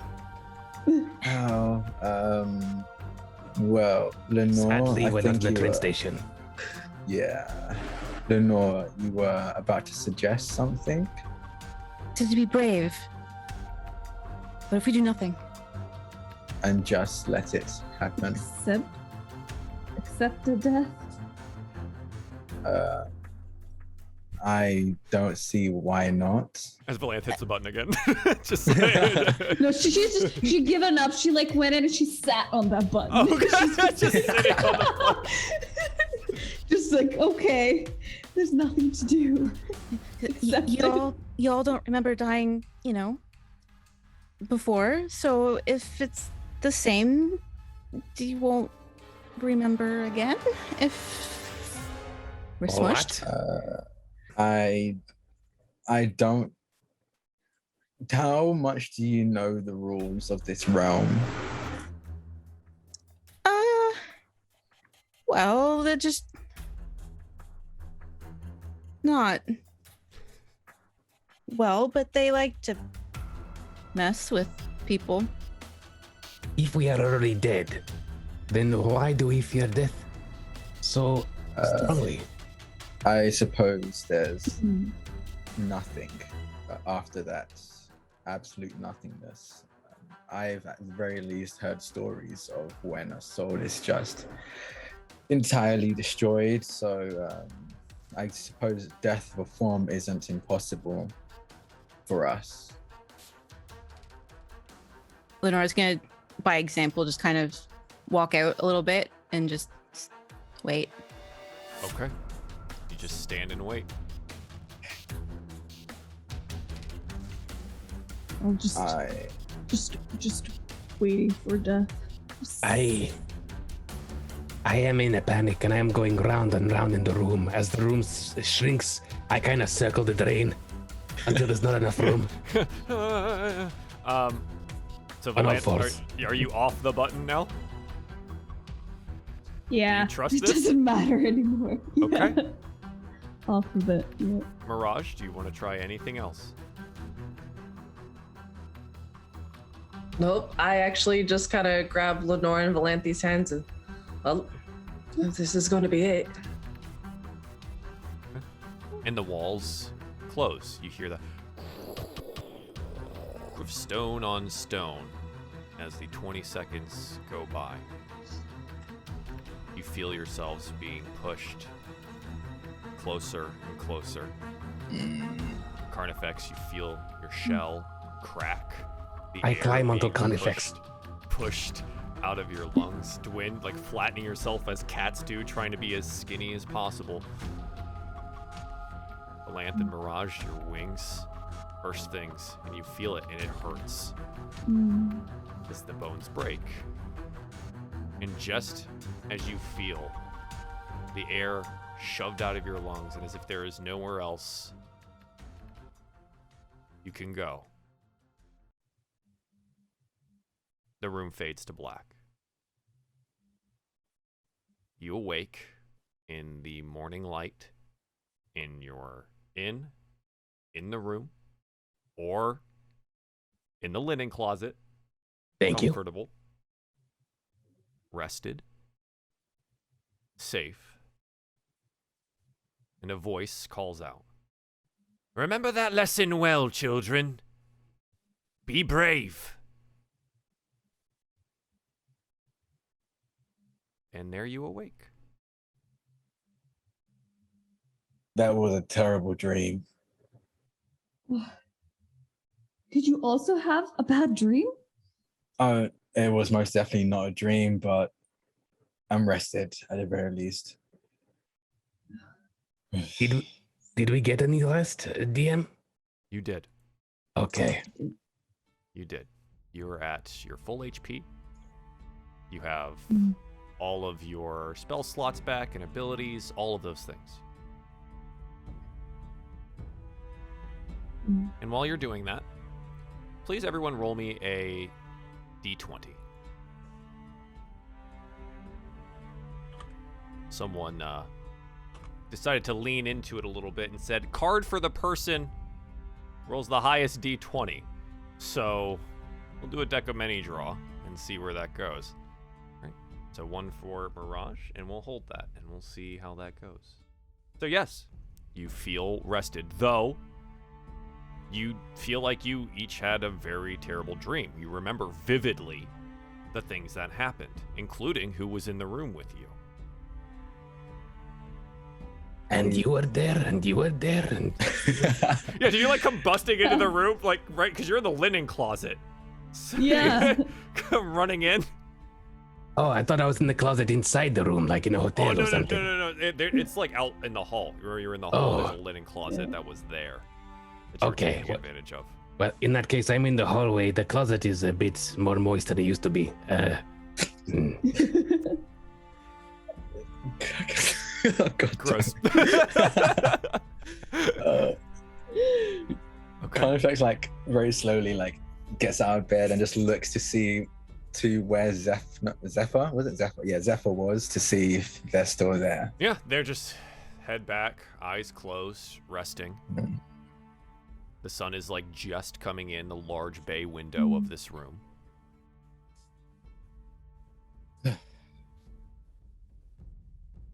How is everyone feeling? Hopefully we don't have that experience again, but knowing this place, who Feeling we knows? probably will. Yeah. I feel like death. Could I get some coffee? We can ask the innkeeper, I suppose. Yeah. You might not want to serve everybody. I think we did him a favor. I think they should be willing.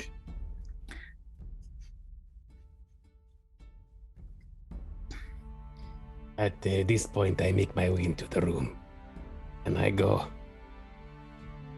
"Oh, they've gone? A friend? Or is he still here? He's still there. Still there? Yeah, Okay. he's like just coming around. Like his eyes are opening. He's watching you guys move around the room. Was he in the dream? No, he wasn't. Strange. Dream. Did you all share a dream and didn't invite me? I don't Alright. think that you want to be there. Yes. I'm on the same page as Mirage. I need some coffee. Do your insides Drink. still feel squished? Or no? Okay, just me. I just assumed that would wear off, but it's a sort of phantom pain. Yes. I turn to the angel and I go, "Do you have any idea what just happened to us?" You're not just yanking my wings, right? You like shared a dream together and Yes. Apparently so. interesting. Suppose that sometimes can happen. I mean, magic is real, right? Yeah.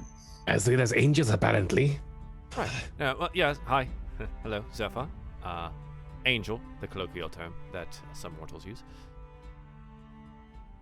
What is the term that you would use? No.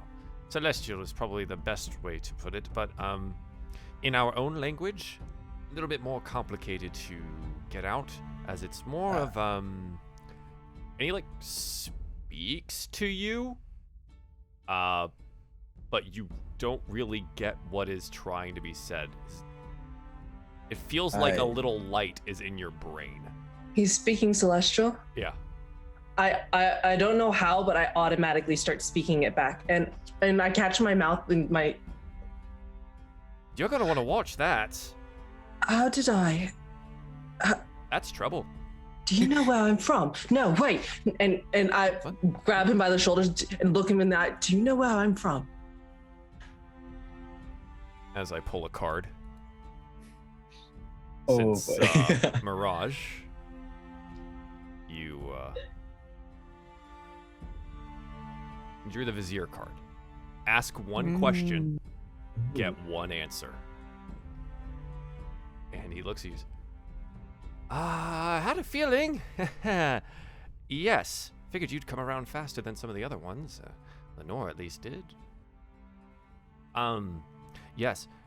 Careful with the whole speaking celestial thing on these planes. It's some of the higher ranks down here will understand and know the language and speak it themselves, but the ones that'll be looking out for people like you and me, they'll turn you in for an 1,000 gold bounty, which seems abysmally low.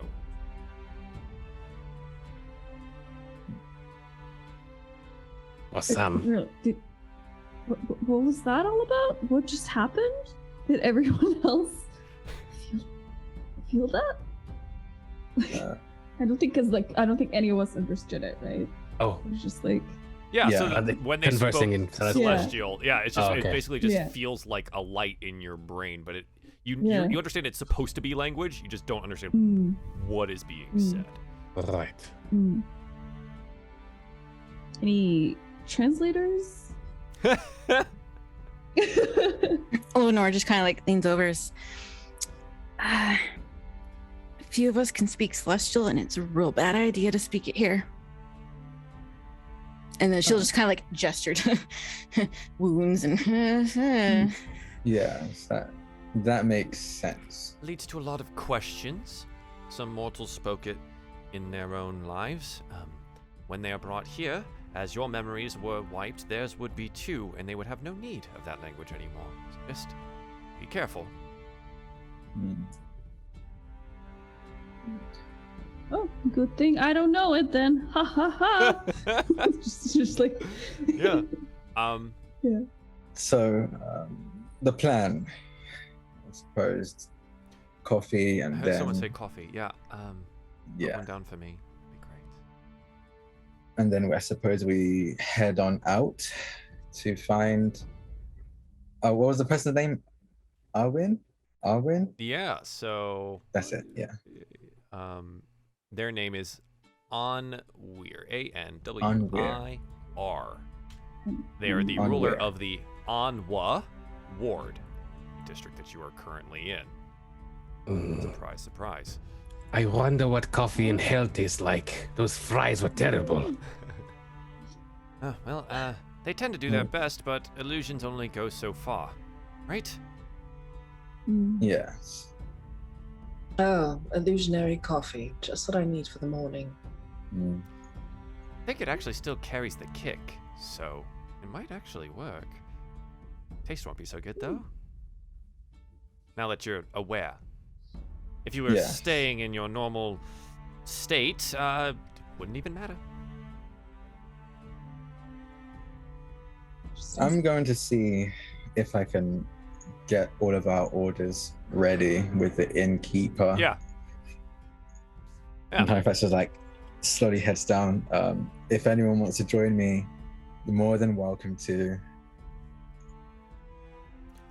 I think I'll stay up here, causing less of a stir. It will take me a bit to get my disguise back together. Yes, it wasn't much of a disguise, so work on that. All right, so he kind of grumbles a little bit. Yeah, does anyone go downstairs with Carnifex? I follow the turtle. Follow the turtle. Yeah. Yeah. Well, yeah, me too. Okay. We need more hands to carry coffee. Sure. Lenore and Mirage, you stay upstairs, or do you go? I'm gonna go get the coffees. You're gonna go with? Okay.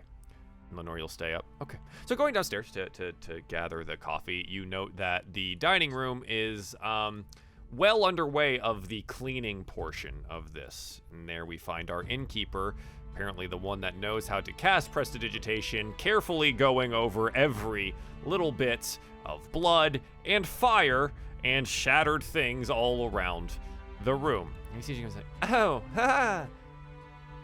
Good morning." Good morning. How's it going? He gestures broadly to the carnage still. Lot left to do. Yes. Sorry about that. As you should be. Is it dead? Are you delivering it? Is it still in my inn? Please remove it.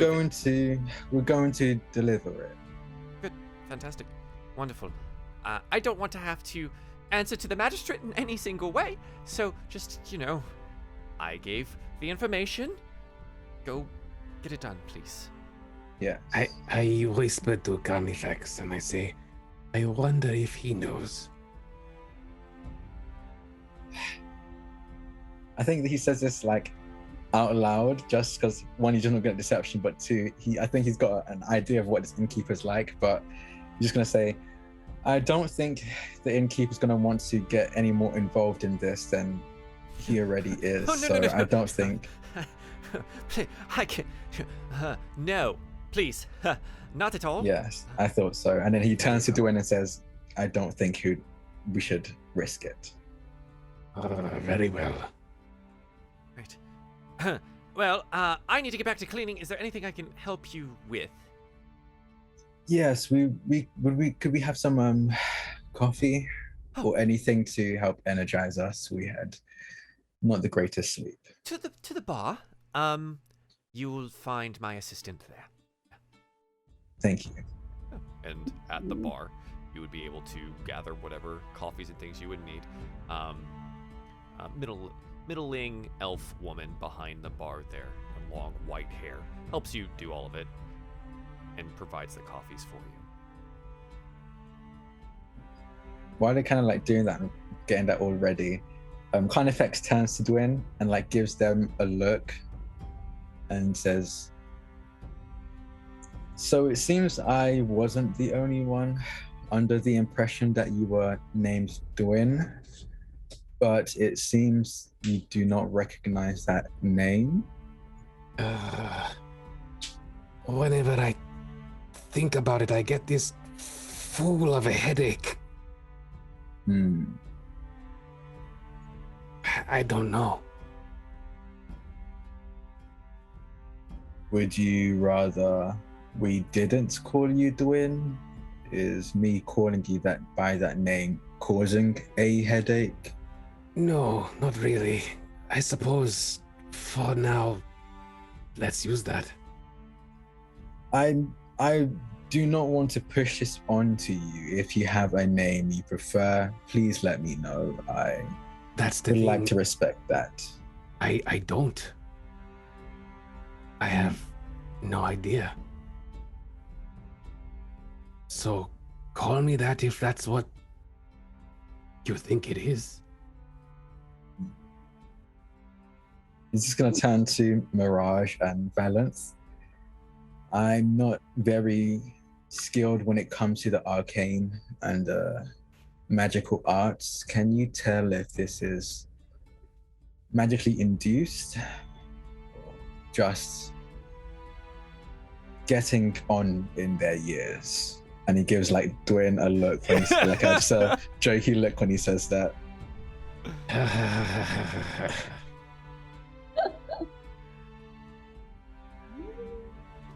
Could it just be the same spell we're all under?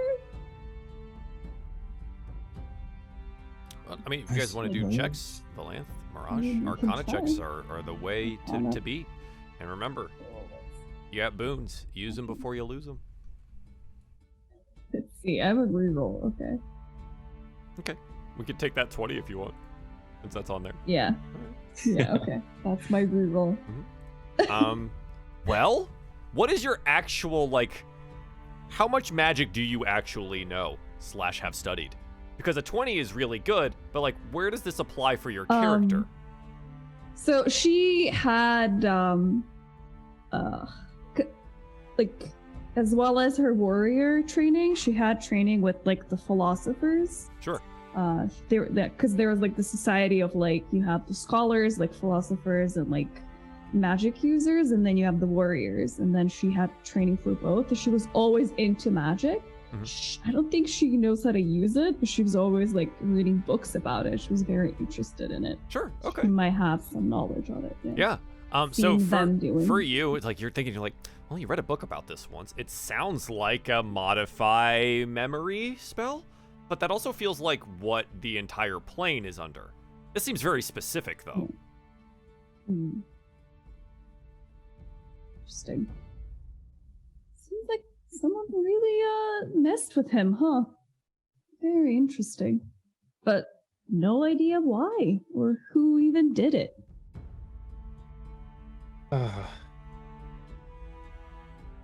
Your guess is as good as mine. Yeah. You have no memory of this, of any extra spells that were put upon you? No. No. Interesting. I'm gonna pull out the fan that Yeah, absolutely. I had on my bed and just like. Yeah, you're like, wait a minute. minute. Yeah. Has anyone has anyone tried the coffee yet? Just wanna. I think I will. I think like Oh. I'm gonna. Actually, yeah, Mirage. Mirage would definitely be the first since they seem to be needing it the most. It is not good. I do that thing where at first I drink a little bit and then I kind of like open my mouth and I'll just I and I just Conifex politely put the cup down. is just about to drink it and then sees that reaction, goes, okay, and sets it back down. It's probably a bit too late to worry about Persephone and the pomegranate seeds, though. You know, like you're in hell and eating. Yeah, that's true. Yeah. The elf on the other side of the bar goes, it's our hazelnut blend. Hopefully it is up to your standards. Freshly roasted this morning. Oh, I'm allergic to nuts. That's why. So I. Oh, that's so unfortunate. Oh. Yes. And I want to look at this fan, just when I look it over and see who it belongs to. Yeah. So right now it's closed, right? It's one of those collapsible fans, and it's rather finely made, and it's got this etching in the side in the metal of it. Looks like, wind gusts, as it were. What do you want to do? Can I do like some kind of check to see if I recognize any of it? Is there like etching, like, is it just a gust of wind kind of design on it? Or is there like runes? Runes on it that I can understand? Sure. Roll me either Arcana or Investigation. Okay. I'm terrible at both, but I'm going to do it anyway. You've got, I see there's a nat 20 and a reroll sitting here. You might as well. Yeah, I will use the nat 20. Okay. I'll use the nat 20 for this. Yeah, looking at it, you can see that the way that the swirling winds are intertwined, and then you're like, I remember. That's magical rune stuff. I know that, right? Because you just said that you don't really understand magic so much, but like you can recognize some things. Yeah. It's like, yeah. That's definitely like magical in nature. There's something to this. Yeah. I think he's gonna like pocket it. He looks around at the inn that's already in disarray after there's like a mini fire started and blood everywhere, and goes, I'm going to test this out outside. Yeah. And puts it back into his satchel, and then turns back to doing. Have you seen anything odd? You might have to be a bit more specific. Odd how? I honestly don't think I can be more specific. Just anything that felt out of place recently. Well, I am not too sure. The realization that this is hell means that everything that is normal is kind of thrown out of whack. That's a good point. Speaking of whack, last night there was some idiot that was running down the hall, down the street, waving his hands around. That was about it from the outside. I mean, there are some odd people around, but that doesn't sound too linked to what could be going on. No. Well, we're going to be finding, let me find a name real quick again. And where? We're going to be finding and where they might have answers and a way to help. From what Zephna said, it seems like our memories could be in danger down here. DM. Yes. I'm talking with the turtle, but who else am I with? You are with Valanth and Mirage and this elf woman behind the bar who seems to be busying herself off the other side. Okay, so the ones I'm with also have wings, so I'm not going to bring up, the Ixnay on the Ingsway. Yeah, okay. Alright. Well, whatever we do, we have to make our way and do it soon. Yes. I turn to Valanth and Mirage. Do you think we should head out now, or? Who knows how much longer we have our memories for? True. Yes. Better sooner than never. I mean, So all of we you have keep talking nothing about better. memories. I literally have like a black hole. I can't remember anything save for my name. Anything at all? Not even before we arrived here? Thoughts and feelings, glimpses, things like that, but nothing concrete. Not like what you guys have. Gee, thanks. Do you want to try again, Mirage? It's a new day. Can I use the nat 20? You can. Okay, I would like to use my nat 20. And it's as if this conversation with Carnifex and the group has opened up some of that. And you say you have pieces, right? And the more that you think about it, and maybe even the conversation last night with the Celestial having opened up some additional pathways here, you start to make connections. Your memories start to reform. Again, nothing from here, but from before.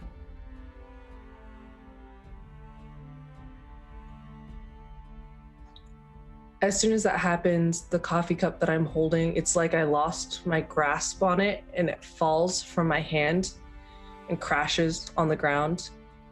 And you see me just staring off into space. The elf woman goes around. Oh, don't worry. I'll get that. Slippery hands sometimes in the morning. I understand. She starts to clean it up. I'm sorry. I'm so sorry. I think I know why I'm here. Why is that? I say, as you see the fur on my shoulder start to settle again after the startle. I killed my father. So you belong in hell. That sounds about right. That makes sense. I feel your pain.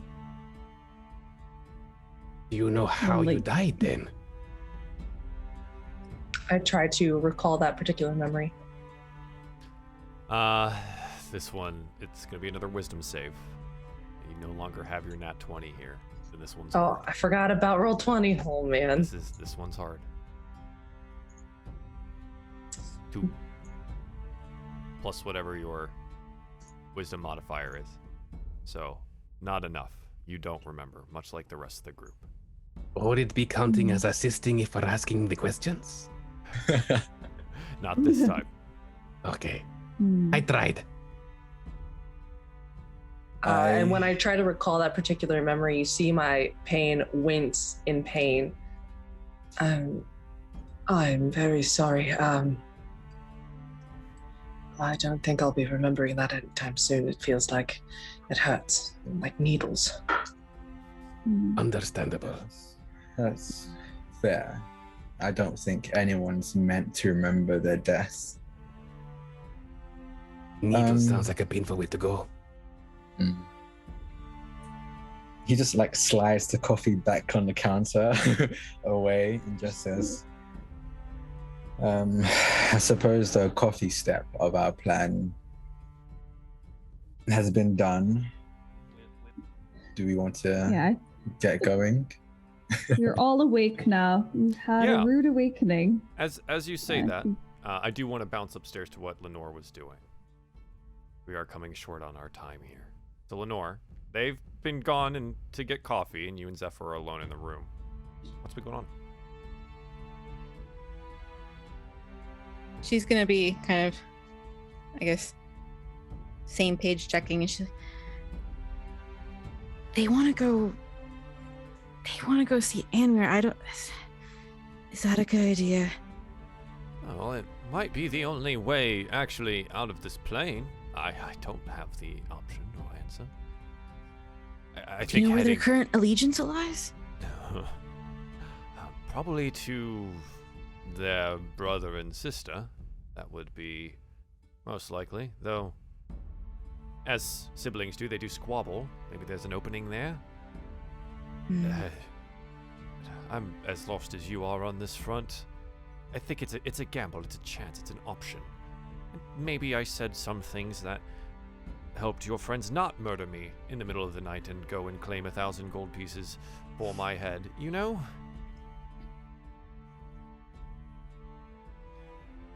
Yeah,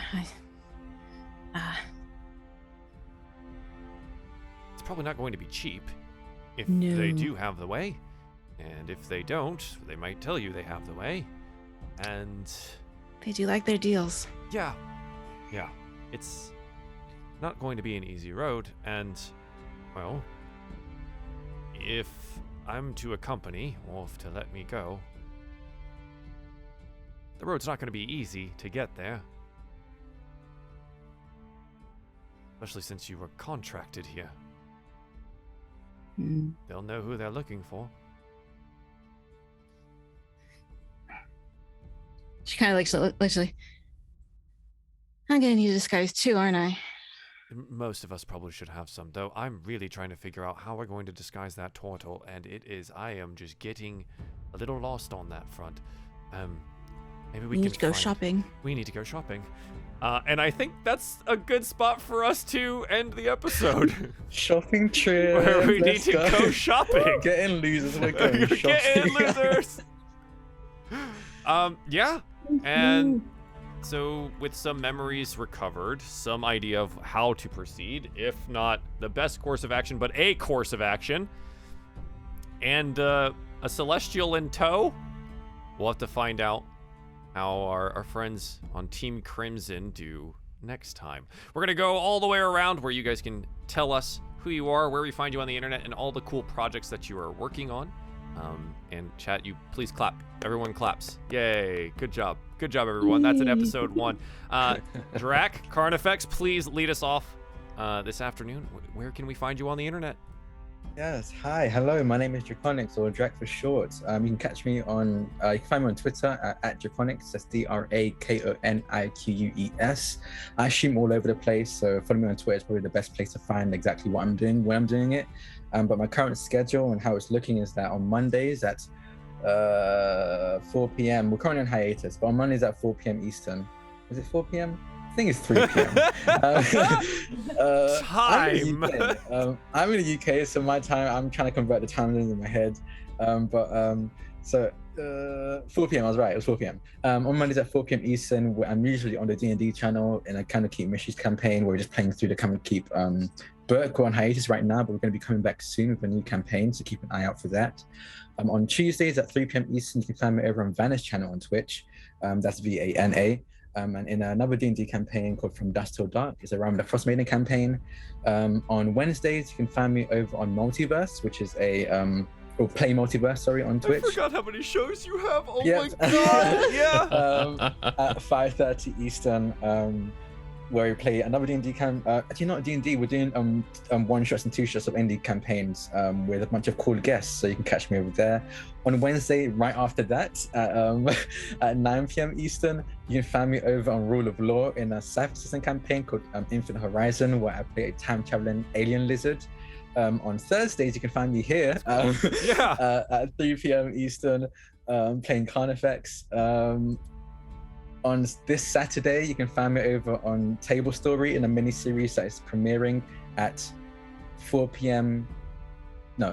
p.m. Eastern, called Root, where I play a grumpy rabbit soldier, and that's going to be a ton of fun. Every third Sunday, you can hear my voice in a natural play podcast called Super Riders RPG, which is a mass campaign where it's kind of like think magical girls plus pop idols meshed together. Nice. It's a ton of fun. I'm also the co-founder and event organizer of Friends Roll Dice, and we put a player call for a charity event we're doing we're doing it in line with BIPOC Vamp Day, because someone realized that there's usually mostly white vampires in media, so why not just have all people of color being vampires? So you can keep an eye out for that on Friends Roll Dice on Twitter, and you can sign up if you want to play. And that's everything. How did you remember all that? Yeah, do you have that? Is that a list? Some of it's a list because I have it pinned on my Twitter and I'm looking at it right now. Nice. And some of it's from memory. That was awesome. My only real question here, though, other than how did you remember all of that, is are you having fun? Yes. Good. All right, then it's all worth it. It's all worth it. That's a lot of tabletop, so you better be having fun. Yeah. Excellent. Yeah, it's great. Well, thank you very much, Drac. I appreciate it. Welcome to the table. Lenore, May, please, where can we find you out on the internet? I'm the Lady May, and that's MEA on socials, Instagram, Twitter, and in Joel's Discord as well. I'm often there. And I'm also on Stella Luna's channel Friday nights, 9 p.m. Eastern for Unbound. It's a 5e campaign featuring adventures from Uncaged Anthology. And also Champions of Hecate and Nyx thirsting after all of the super hot NPCs. Mm-hmm. And I've also been helping with the world building on this place. Yes, a lot of the things that you see or know or hear about, they come from that brain over there. It's good brain. It's a very good brain. It works sometimes. Absolutely. Excellent. Thank you. Mirage, Kayla, please, where can we find you on the internet? Hi, I am Time Lord's wife, and you can actually find me at timelordswife.com. That's the best way to find all of my social media links in one quaint little spot. This Sunday at 2:30 Pacific Daylight Time, we will be doing my game, Tales of Dread Bloodlines, which is my 5th edition Homebrew Curse of Strahd game, and we'll be on session 3. And then next Wednesday, we're going to be back with the Cursed King campaign, which is going to be at 12 p.m. Pacific Daylight Time. So hopefully we'll see you guys then for some more gaming. And thank you again, Joel, by the way. Yeah, absolutely. Glad to have you here. More shenanigans to come and more big red buttons or something. Dwyn, Meyer, welcome to the table. Glad to have you here. Where can we find you on the internet? Yeah, who? Who? Oh man, that was so fun tying that into to the cards and stuff that we drew. But That's so good. thank you. So my name is Meyer. I'm a Twitch streamer, a voice actor here on Twitch TV, which is why I said I'm a Twitch streamer. I stream pretty much every single day except for the days I don't, from about, I guess, 2 p.m. UTC until late. Other than that, tabletop stuff. Every Wednesday, I'm on Table Story doing Spellwind, and that's about it from me. I'm pretty new to the RP space. It's been really cool, but today's been really cool though. Today was I wasn't sure what to expect with our campaign because I wanted to make sure I came in, without knowing what's going on. So pleasantly surprised. Really cool stuff. Well, hey, thank you thanks. so much, Joe. Yeah. And it's nice to meet everybody here. It's pretty cool. It's pretty cool. Yes, I say it's pretty cool. It's very cool. It's a lot cool. A lot cool. Pleasantly surprised is I think a good goal for me to have for anyone leaving my table. They go, huh, yeah, that was good. I'm like, yeah, there you go. Huh, that was pretty good. Yeah, thank you again, Meyer, and I appreciate you being here. Welcome to the table. Thank you so much. Evie, Volanth, please, where can we find you on the internet? I'm just gonna be no Joel. This sucks. Okay, well, I'm kidding. that's fine.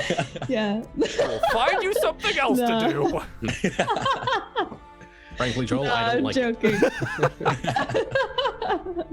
No, I'm joking. It was great for first ever experience like this. It was awesome. Good. Cast is amazing, and I'm having a blast. And as someone who actually streams GeoGuessr most Mondays and Tuesdays from I think noon to 4 p.m. Eastern. Thursdays I'm here, or I'm also streaming GeoGuessr party games for the community, and then every Saturday at 4 p.m. EST on my channel, which is Evie Caps, both Twitch, Twitter, you can find me there. I'm doing a Family Feud style game on my channel called Captain's Feud. With there is a survey that I send out, and viewers can fill it out beforehand, and we do a little quiz show. And Nice. it's super fun, and Excellent. there are rewards for viewers and for the contestants. Here's So a really very hard excited change of about pace that then to be on a TTRPG show. Real It left is. turn. Yeah, was but I great. love it. I love it. Good. You did great. Yes, it was I love that. fantastic. I can't wait to see where this goes. Again, big thank you to everyone at home who supported today, and all the viewers and things like that. Thank you to May for all the help with the world building stuff, and all of our overlays are done by the wonderful Stella Luna. So go So good. follow them on Twitter as well, because they're fantastic and artists. This has been really fun. We'll see you for this show in 2 weeks' time at 3 p.m. Eastern. So until then, bye-bye. Bye.